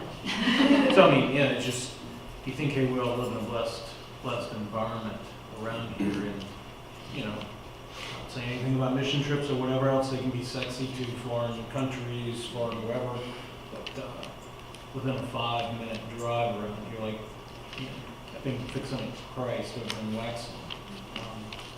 Just get your eyes wide open and see how much need truly is out here. And that's part of it too, is to get people thinking about serving in their own communities instead of it being, you know, some exotic thing that you do. Yeah, I mean, number one, we would like to get these opportunities in Union County, and I know with Wesley Chapel, there's the volunteer days at the park, things like that, that it's hard to get that out to the community to get volunteers for it. And so by posting those kinds of things on Just Serve, then we would hopefully get a better response here in Wesley Chapel. But, you know, then we need to make people aware of it so that they do know where to go. That's the advantage of posting it on the Wesley Chapel website. But even with, you know, if we can't do that, then at least getting these volunteer opportunities on here for Wesley Chapel, getting people out serving in this community, and, you know, and then we want to find more and more organizations to post on there.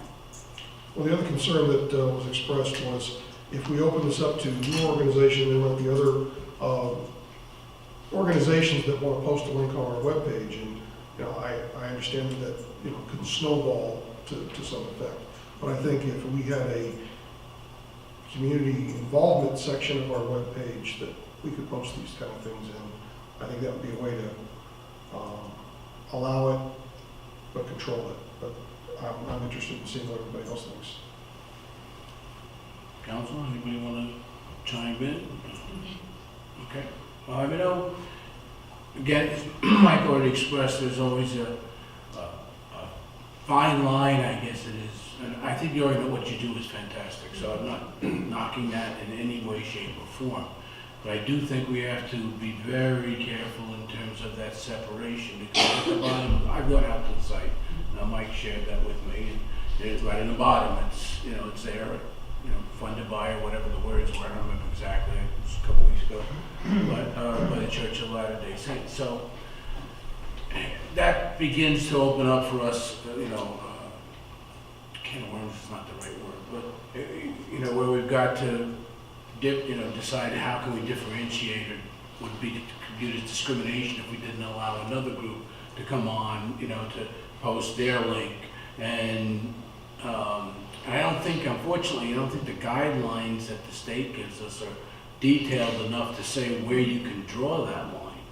So I think the best bet, and you know, this is me, because I mean, I'd like to see things like WCWA put out, WAA, the Athletic Association put out there, because it helps the kids and stuff. But again, you're starting to, that becomes a snowball. So I think the best bet would be, you know, like you've gone to the leadership union, you have those connections that you might be able to help. I mean, when the chamber meets, for instance, could that be something where they could go present to the chamber? Because that is not a government organization per se, so they have a little more leeway than we do, in my opinion anyway. And some of that is guidance from George as well. But Are any of the towns doing this? Like TKK does. TKK. the actual town, or Yes, the actual town. They, when they have their festivals, parades, they're all posted on Just Serve. I mean, we can look into it some more. But, we have, if you want, I have references from, I mean, I think the important thing here is we want to give citizens the opportunity, and we want to know about the organizations. So it's not so much that we want you to, like, the town of Wesley Chapel to officially be sponsoring Just Serve, if that makes sense, but we'd like to know about, you know, what are the service opportunities in Union County and Wesley Chapel that we could, you know, get to know them and give them the option of you know, to post. you're doing a very positive thing, so I'm not.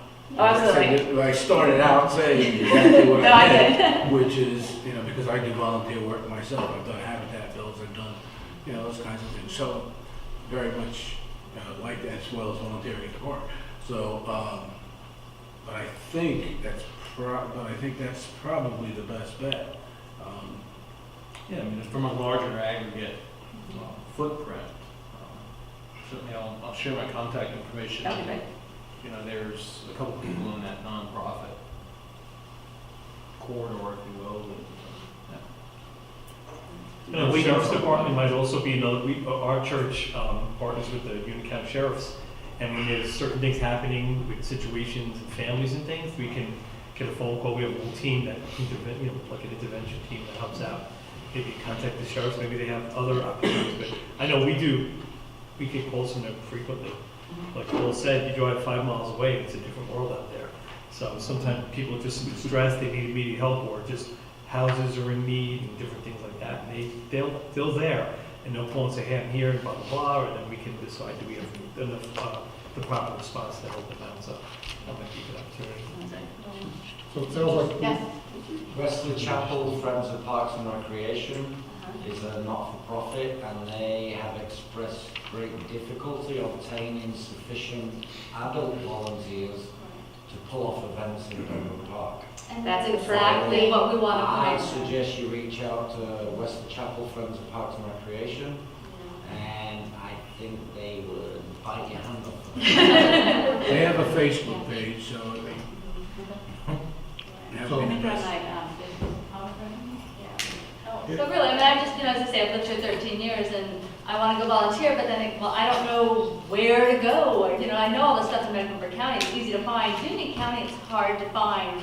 And what's nice about this website is that the service projects will say, it's for families, it's for adults only, it's for, you have to have it, children can come with an adult. It gives specific parameters so you can search the exact type of project you're looking for, a one-time thing, a recurring activity.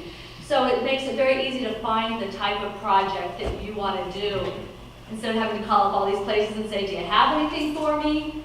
But you can know if they have something. So it's a great way to find service opportunities. No, again, I saw the page, and The Girl Scouts great. too are being an excellent opportunity, because I know my daughter's doing her silver award now, and they had to look for service projects. They're working now with the homeless shelter, making these, The plastic blankets. yes, it's, I've got, I don't know how many, my God, my office at my warehouse, I've got thousands, 10,000s maybe of those bags. It's unreal.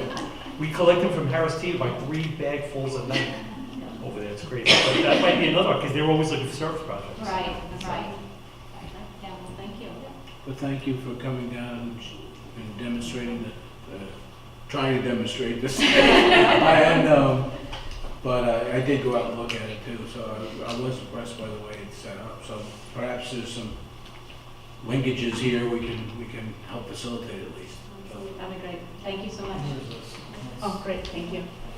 Yeah. Can I just introduce myself? My name is Bishop Darren Cheney. I'm the bishop for the Church of Jesus Christ of Latter-day Saints in the Waxhaw area. And I just want to express my appreciation for Mike and the partnership that we've had over the last several years with Eagle Projects at Dogwood Park. And our boys have very much benefited. My son did a project out there. So I just wanted to, as we're doing the presentation tonight, come introduce myself and express that appreciation, because we love giving back to the community, as you said, and having the opportunity to do so with our young men has been a great blessing to us. So He looks good in a suit, but he looks better in a pair of jeans with shovel and mud up I got rid to of my his jeans knees. just for the monkey suit. So. This is a man that has no problem standing in a ditch. But anyways, thank you very much. Appreciate it, everybody. Yeah, Thanks, thank you Mike. so much. Thank you. flash drive. Yeah, because we can't use it. It doesn't work on stuff. Well, she doesn't have the plug in quick time. Yes. Next thing is the multimedia stuff here. I've been doing training stuff after this Yeah. Well, we need to get somebody in here to assess it. Okay. The new item 14 is the consider approval of the Addington Crossing Phase 1 final plat. Robin, do you want to give any background to that, please? Addington Crossing is The actual location is 5416 Hudson Church Road. It's between Hudson Church and Potter. The size of the tract is 103 acres. They have 51 total lots that received preliminary approval. The final plat that you guys are considering tonight is 30 lots. It's the south phase. It is split by stream, and so you have that. Minimum lot size is 40,000 square feet. Everything's in keeping with the R40 zone. It did receive preliminary plat approval from Village Council on January 8th, 2018. There were 4 conditions that were placed on it. One was to consider the 150-foot right turn lane. One was to confirm the Army Corps of Engineers and the impervious surface requirements. There was also a note that was to be added to dedicate future construction by others and overseen by the Village of Wesley Chapel of a potential greenway trail across common areas of the platted development. And then the subdivision also received a modification to cut down 232 heritage trees. The Planning Board considered this at their January 28th meeting and recommended approval unanimously. Additionally, just want to let you know that we've calculated the fee in lieu, and Cheryl has approved that amount as well, and they have paid that already. That is just for the portion of the site. We also have approval of the village engineer for the final plat and approval of the bond amount as well. All letters of approval we have received to date. To the best of my knowledge, it's in keeping with our regulations and the previous plat that was approved. Robin, I'm curious, I didn't realize that the fee was only for a portion of the project. Why would we like half and half, or I don't know how it's going to be split up, but, I think we just decided to do that because they're only getting final plat approval for Phase 1. Phase 1. This is the 30, this is for the entire, the fee in lieu is for the 30 lots. It's for that entire Phase 1. So when they come in for the north side phase, they'll pay that. It's probably like 2 pieces. And we calculated it as a percentage based on the lots. okay. Thank you for clarifying that. Okay. You had a couple other things you mentioned before, I don't know if you want to. Yeah. I'm fine with you very much, so apologize for cutting you off early, but I thought. No, that's fine, this is more of an appropriate time for that. Go ahead. My issue is that I understand that there's some things that we've allowed in the past that I don't think in the future, we're going to try to work toward not allowing those. Tree save on private property, floodplain on private property. I'm looking specifically on the second page of lot, where it says lot 20, which is on the right-hand side by the cul-de-sac. 1/3 of that lot is going to be an area that the homeowner cannot do anything with. He won't be able to build a deck, build a pool, build a shed, do anything with. And we recently ran into a problem similar to this at another residence home in Wesley Chapel. And we were pulling our hair out saying, what do we have to do to prevent this from ever happening again? Now here we are tonight approving something that's going to turn into exactly the same problem 6 months or a year down the road, when the person that buys lot number 20 is going to have an ongoing problem. And they're going to be looking at us like, well, you guys caused this. And A problem like what? Like what do you specifically like? well, if you look at lot 20, Right, I'm just looking at it. and if you look at the envelope where they can build the building, they can put a house on that. But if they decide later that they want to put a deck on the back, or a swimming pool, or anything, they're not going to be able to approach off that line. So here's what I say to that. And you're right, but being born and raised in Brooklyn, and we had little postage stamp properties. I say it not in a derogatory way, but I mean, there's an ass to every seat. And so we may look at that property and say, I can't build a deck, I can't, whatever. And somebody might come out from the city and be like, oh my God, I got my own little piece of grass in the backyard. And, so I think it's them to decide if they want to buy it or not. To say, hey, I want to buy, I won't buy this because I can't put a deck or a pool, but I'll buy this other one because I can. I don't know. I hear what you're saying though. I mean, I wouldn't buy the property. I want to be able to work in the backyard and stuff. Somebody might But if it's something we need to get involved in. might like the natural trees and the little stream that runs through there, but when they go to build a shed for their garden or something like that. And I want to make sure that the developer knows specifically how important it is that it's going to be to communicate to whoever decides to buy that lot, or some of these others that are in the same circumstance, that I don't want them coming back a year from now saying, hey, I want to get a permit for a shed, and I want to put that shed in my backyard, and we go, no, sorry, can't. They've got room for a shed, but you're looking at is a setback line, so that's not the size of the house. So, Right, I mean, okay, so there's a fair amount of property still there where they'd be able to do something. Being said, I understand your point. The issue here is this is the final plat, where this should have been done was the preliminary plat. I agree, I understand that, it's just, Sorry. I don't know how this slipped through without being discussed in the preliminary plat as a comparison. Do you remember we had some people that came in and the guy was upset because he said, oh my God, my whole backyard was all complete woods and now it's not. It's a community right there, because he was under the impression that that was all just gonna be, so I think it's all due diligence. Anytime you close on a house, you're given a, right, what's it called? I can't think of what I'm trying to call it. A map of your property map, survey. So, I See it, mean, yeah. either you read it or you don't. I mean, similar to, we didn't apparently catch this. We don't catch this. And the other thing that concerns me is that there's not a defined space for the greenway. And I would think that at this level,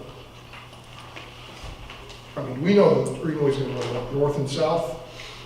Robin? Greenway's running north and south through this area? I cannot confirm that at the moment, but Okay.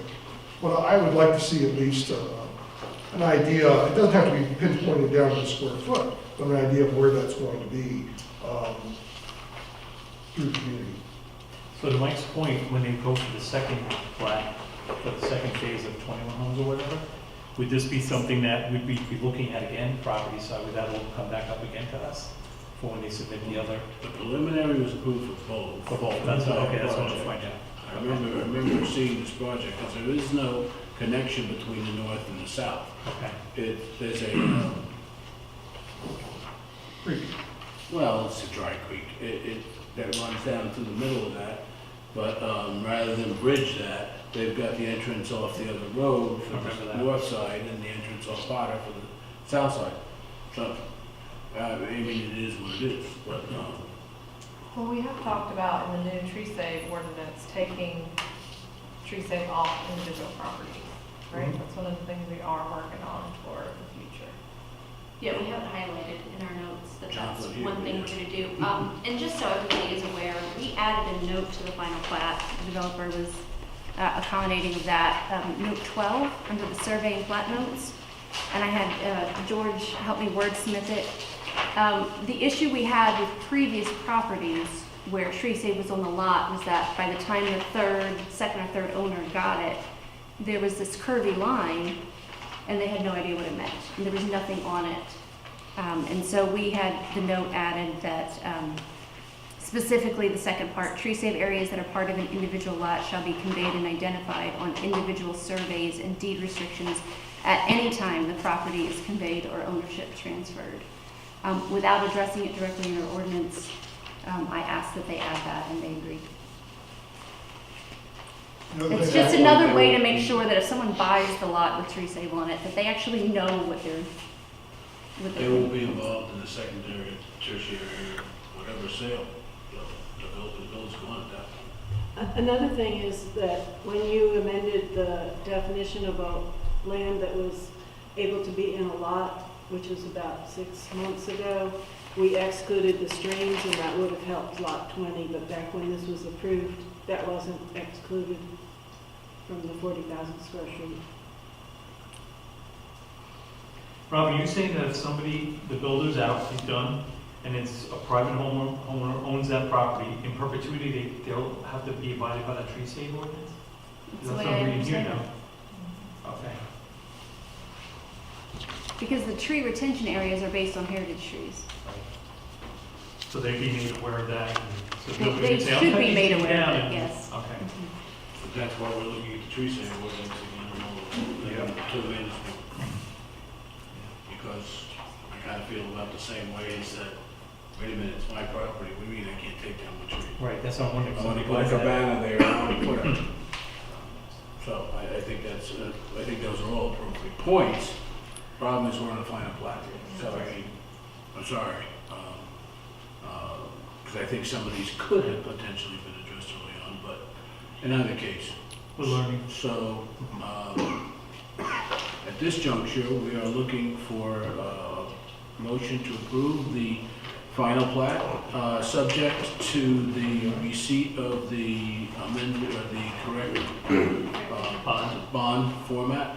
You have to approve the bond form as well, I think. Do we? For the, I mean, it's in the amount of, the bond in the amount of $1,673,582.50. Robin, please clarify, is that the bond for this section or the entire project? I think it's just this section. Yeah. Okay. And again, that was done as a percentage? Thank you. Okay, so do I have that motion? So motion. Do I have a second? Second. Okay, any further discussion? All those in favor? Okay, thank you. Sorry to make you sweat. Have a good night. Okay, the new item 15 is the part of grant commitment to provide matching funds for the 2019-20 budget. Assuming again that they do get the part of grant together, and talking about the amounts, potentially of $140,000, 50% to match, so it's $70,000. Does anybody have a particular issue of not having that included in our budget planning? I'd like to add that at this point, all we're doing is we're dealing with points. We're not spending $70,000, we're not spending $140,000. We're agreeing as a council to match any funds that we receive, and we're increasing the odds of doing that. It's basically like saying, we're gonna spend $1, but we're gonna get $2 worth of goods and services for it. But we do have to budget for it, so No, in no. essence, we are. So, you know, we need to kind of make sure we're looking at that holistically, so. I mean, your point's well taken, but I mean, I don't want to lose sight of the fact that once we make that commitment, we already had an institute where we had an expense on the Price Mill Pond there, where we backed out of that after we'd already gotten that grant. I don't want to do that again. So, you know, we've been given a grant, we told the state, thank you, but no thank you. It's going to cost us almost that much to remediate the earthen dam, so which because of its high hazard designation by the state. Anyway, Should we do it with a cap? I mean, some sort of a number that we just know that, Sure. you know. I think that's fair. If you want to make, somebody wants to make that motion, as I said, that was close to $150,000 in fee and lieu. You can make that the well, two categories. One's a fee and lieu, one is the park set aside. But, or you could say 100, just in case the 70 is not high enough. All right. Because the 70 we're talking about really. So. All right, I'll make a motion that Wesley Chapel matches the part of grant up to $100,000. If Can needed you for. word that to make a commitment to? Yeah, you do it then. Because you're more familiar with it anyway, so. That's the buck. Delegation. Somebody make it. No, go ahead, just use the word to make a commitment to in there. So make a commitment to who am I committing? Come on, just Matching do it. funds. All right. To spend up to $100,000 in matching funds if the part of grant is applied for and received. We've got a motion, I think. Do we have a second? Cheryl, did you get that? Was that too vague, or I have it, you can credit me or you can credit Bill, I don't care. Credit. Can I have the second for somebody? I'll second whatever he said. Any further discussion? All those in favor? Thank you, and I think it makes sense, so thank you. Item 16, consider approval of Southbrook Church Good Friday evening service at the park, because park rules normally do not allow for evening events. Our automatic gate will close on them. This came up the day after, 2 days after our last council meeting. Our last council meeting, we agreed to do the 3 events in the park, the Easter Extravaganza, the Pig in the Park, and the Fall Bash. We added one event, which was the sunrise service from Southbrook Church, which was no financial impact from us. And then 2 days later, after we approved it, and Parks and Rec approved it, they called us up and said they'd like to do a Friday evening service. And they've been waiting for us to meet together again to vote on it. Again, there'll be no fiscal impact to the village. They just want to add this to their potential events for the Easter Sunday weekend. Nor will we advertise. I mean, that's, again, all along with what we talked about earlier. It's not, The What's motion that would gonna be- be? Do we have to worry about lighting? Yes. the lights are on constantly anyway. So No, that will be no. an issue, won't No. to add any A extra? suggestion that came up from the sheriff's department when we were discussing a music event in the evening Mhm. was that if there is an intent to use the trail from 84 through the woods, you know, where people normally access an event, that temporary lighting be provided through the woods so people can see where they're going. So No, that's fine. you might want to stipulate that to Southbrook, saying if you're going Believe to it do or not, it, true. it's a temporary lighting. Yeah, it's a good point. Not only in the woods, but if they're crossing 84, if By the time you leave, it'll be they're. dark. The cops said that the cops were not concerned about the 84 crossing. They said because they'll have the cars with the lights flashing, Right. so they're not worried about Just about half. people walking down that trail in the dark. And the So church. they will have deputies, that's a good question. Mhm. They will have deputies. And they're picking up the cost for the deputies and everything else. Yeah, if you want to make a motion, then I would make the motion contingent upon the deputies and lighting. Do they have to get additional insurance to have a nighttime event? Or is it, don't they get a net, they get insurance? Anytime they do an event, they have to give us an insurance. I don't think it makes a certificate, difference. And they have to do a temporary use permit. Yep. So their insurance would probably just go the whole weekend? Following the Wesley Chapel guidelines, that's what I would say. So approve the addition of a Friday event contingent on sheriff's deputies, temporary lighting, and conditional use permit, Temporary. temporary use permit, excuse me, for the day before. That'd be a Friday. I don't know exactly what the date is. Says on here, doesn't it? April 19th. April 19th. So that'll be the motion. Okay, I've got a motion. Do I have a second? Second. Okay, do a further discussion? All those in favor? Unanimous, thank you. Thank you, council. And I'll take care of contacting Southbrook. And they've been good partners, so I mean, in this case, they want to do something. Okay, item 17, consider forming a safety committee, Weddington, Marvin, and Wesley Chapel, 2 council members from each town. And this is something that came out of some previous discussions and meetings, and we got together and had a meeting between Marvin, Weddington, Wesley Chapel, and threw around some ideas, threw around some topics of discussion, and we would like to basically form this subcommittee, because even though Weddington's right down the street, we're right here, Marvin's a little further down, we all basically have the same issues. We all want our community to be safe, and this is a way to get together and possibly share ideas and resources, knowing that anything that comes out of those meetings has got to be run by our councils for approval. We just want the approval of forming this subcommittee to discuss safety in our communities.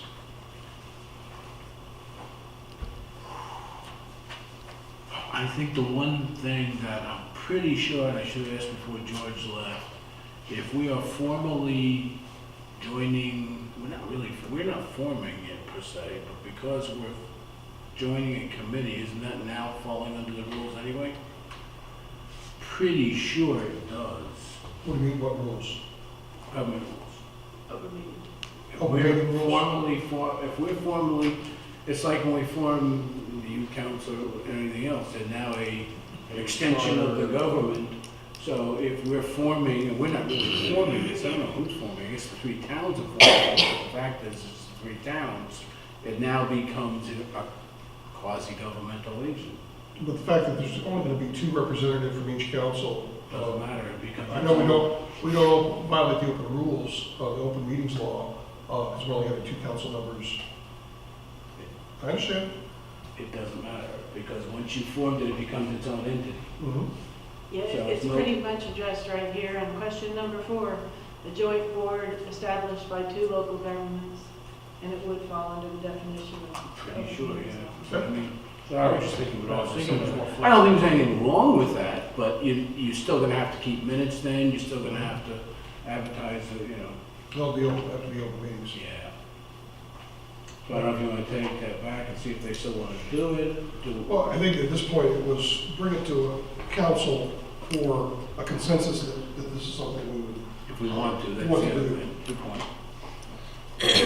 Thoughts from council first, before we consider it? It's not a bad thing, just we'd have to figure out, like you said, the meeting. Then, I would say let's have a motion that says, we'd be interested in being in the subcommittee with Weddington and Marvin, subject to following all normal governmental regulations regarding open meetings. The rules of procedure. I'll make that motion. Is that sufficient, Cheryl, you think? Yeah, I mean, we'd have to, advertise it and. I know. I'd have to come do minutes. Yep. It'd be similar to a Parks and Rec meeting or a Safety Committee meeting or a Youth Committee meeting. Yep. Correct? Similar, You but want probably two at a people? higher level since it's council. Okay. Could the municipalities share the minute responsibilities? I'm sure we So- can. That's what I'm sure we can work out the details. Where we meet, and Well, I think the idea was to meet in Weddington. It's halfway between here and Marvin, and geography dictates. Well, those are all logistics. So, Yeah. are we interested in doing it? And that was the motion. So, I mean, So if you're saying 2 council people being participating, how is that going to be? well, we haven't figured that out yet, but we can, once the other jurisdictions agree, we can figure that out. Correct. I don't think there's a need to do that. that's, this I'll evening. second that motion, if we'll discuss it, and, Yeah, waive on. who's gonna be? Mhm. And it could be rotating. I mean, it doesn't necessarily have to be the same 2 the whole time. All those in favor? Okay, thank you. That was the only thing on that one, Mike, sorry, but No, right? I got burnt by that once. I'm all for following the rules of procedure. I learned, I'm not an old dog. I learned new tricks. That's why we pay you the big bucks. Sorry to the veterinary. I have an old dog, she doesn't learn new tricks. Where are we? Council comments. Anybody like to start? Mike, go ahead. I just want to inform council, the council was nice enough to approve the Humane Society using the council, the conference room. I think we only really had approval to do that through the end of the year or through January. Unless council objects, I'd like to continue to do that. If anybody has any issues with that, we were planning a meeting coming up, I think this week, this Wednesday. I just wanted to make sure council was aware that we're still, until our new building is built for the Humane Society, we would like to continue to use that. We don't do those during council comments now. Well, unless somebody comes to me after the meeting and says, I definitely don't want you guys to do this, the plan was to use the, Let's put it this way, is there any particular objections from anyone? no. I don't think so, but, Yeah. okay. Thank you. Since last We we should met, probably, we should probably do it four-way only because we do have a rental, policy, so. well, I'll put that on the We'll agenda do for that. next month. Yeah, Make perfect. it formal. Brad and Paul and myself attended the Chamber of Commerce meeting at Rolling Hills Country Club last week. And well attended, food, but we had a lot of networking, a lot of Food's hilarious. we talked with in talking with some of the other municipalities. It's amazing how we all seem to have the same issues and same problems, and we're looking to work together. I know I was approached specifically by the Waxhaw council members about a parcel of land that they're trying to turn into a park, and they knew that John and I had worked at Dogwood Park, and they would like to, pick our brains a little bit, John, about doing some work over in Waxhaw. Not doing the work, but And to clarify that. yeah, just more giving some of them some advice. So consulting is the word I was looking for. So that's all I have. Paul? I think Mike echoed it. I mean, the meet the elected officials thing was nice. One kind of takeaway was just talking with some of the folks over there, having a little clearer definition on who can come to the town workshop at SPCC, the dinner. There's a lot of interest with that. I mean, even talking with Chief Deputy Elmore, I was like, hey, you guys ought to come. Just have cement. Well, he lives here. He lives here. So, I mean, they're integral part. Yeah. Yeah, that's kind of Good. Bill? I think I appreciate these meetings going so swimmingly, and for John and Deb for thinking about this website, getting those little pictures all in there. That's interesting, exciting to see, something happening. So, and all the work that we have with John with that park. So I appreciate that. Okay. Amanda? Nothing really. Thank you for your patience in our process, and thank you for being willing to stay in Wesley Chapel and experience business. The only thing I had is to add that both Craig Horn and Representative Horn and Senator Johnson were at the meeting as well. But they're actually having a Western Union County Transportation Summit next Monday. It's just the mayors being invited at this point. I really don't know much beyond that, other than to try and, I think, pull us together collectively and get us some legislative assistance, I guess is the word I will use, to try and get some of the road improvements we need. I was gonna say now, we needed them years ago, but get them done. And so I will be participating in that on President's Day there. Hope it's good omen. Other than that, that's all I have. No, I don't. I have one other thing. Critical intersection. Yes. I would like everybody to, if you could, we're gonna have also critical intersections discussion with Bjorn Hansen in the county. We had a list we did many years ago, and necessarily we've gotten a couple improvements done, but there's still remaining intersections done. But what I would say is, I'd like each of you, if you have intersections that you'd like to see us focus on, send Robin an email, and then we will meet with Bjorn sometime in March or April. I may have him come here as well. Can we ask Robin to send out the ones that have already been approved and haven't been done yet? Because if we say an intersection that's already on the radar, there's no reason to duplicate that. Maybe we want to take it off the radar, but that may be a good way to do that too. I don't think so. I think that the ones we had on there were appropriate, but that's a good idea. And you have that, I think you have the list from the last list that I think Bjorn handed out that had, or actually it's from NCDOT, that has all those, what's scheduled when. Perfect. Okay. I used to see more of that when I was on the park road stuff. But, Yeah, you don't see as much in the intersections now. We're trying to get big projects going. Okay, that's it for me.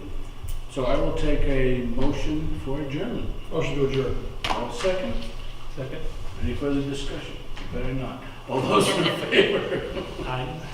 Deb, would you Thank send you. this to us electronically? Yeah. This profile thing, I started doing it freehand and I'm like, nah, that's terrible. I'll send that to you, tonight or tomorrow morning. Thank you, everybody. Oh. Wait, wait, you do this.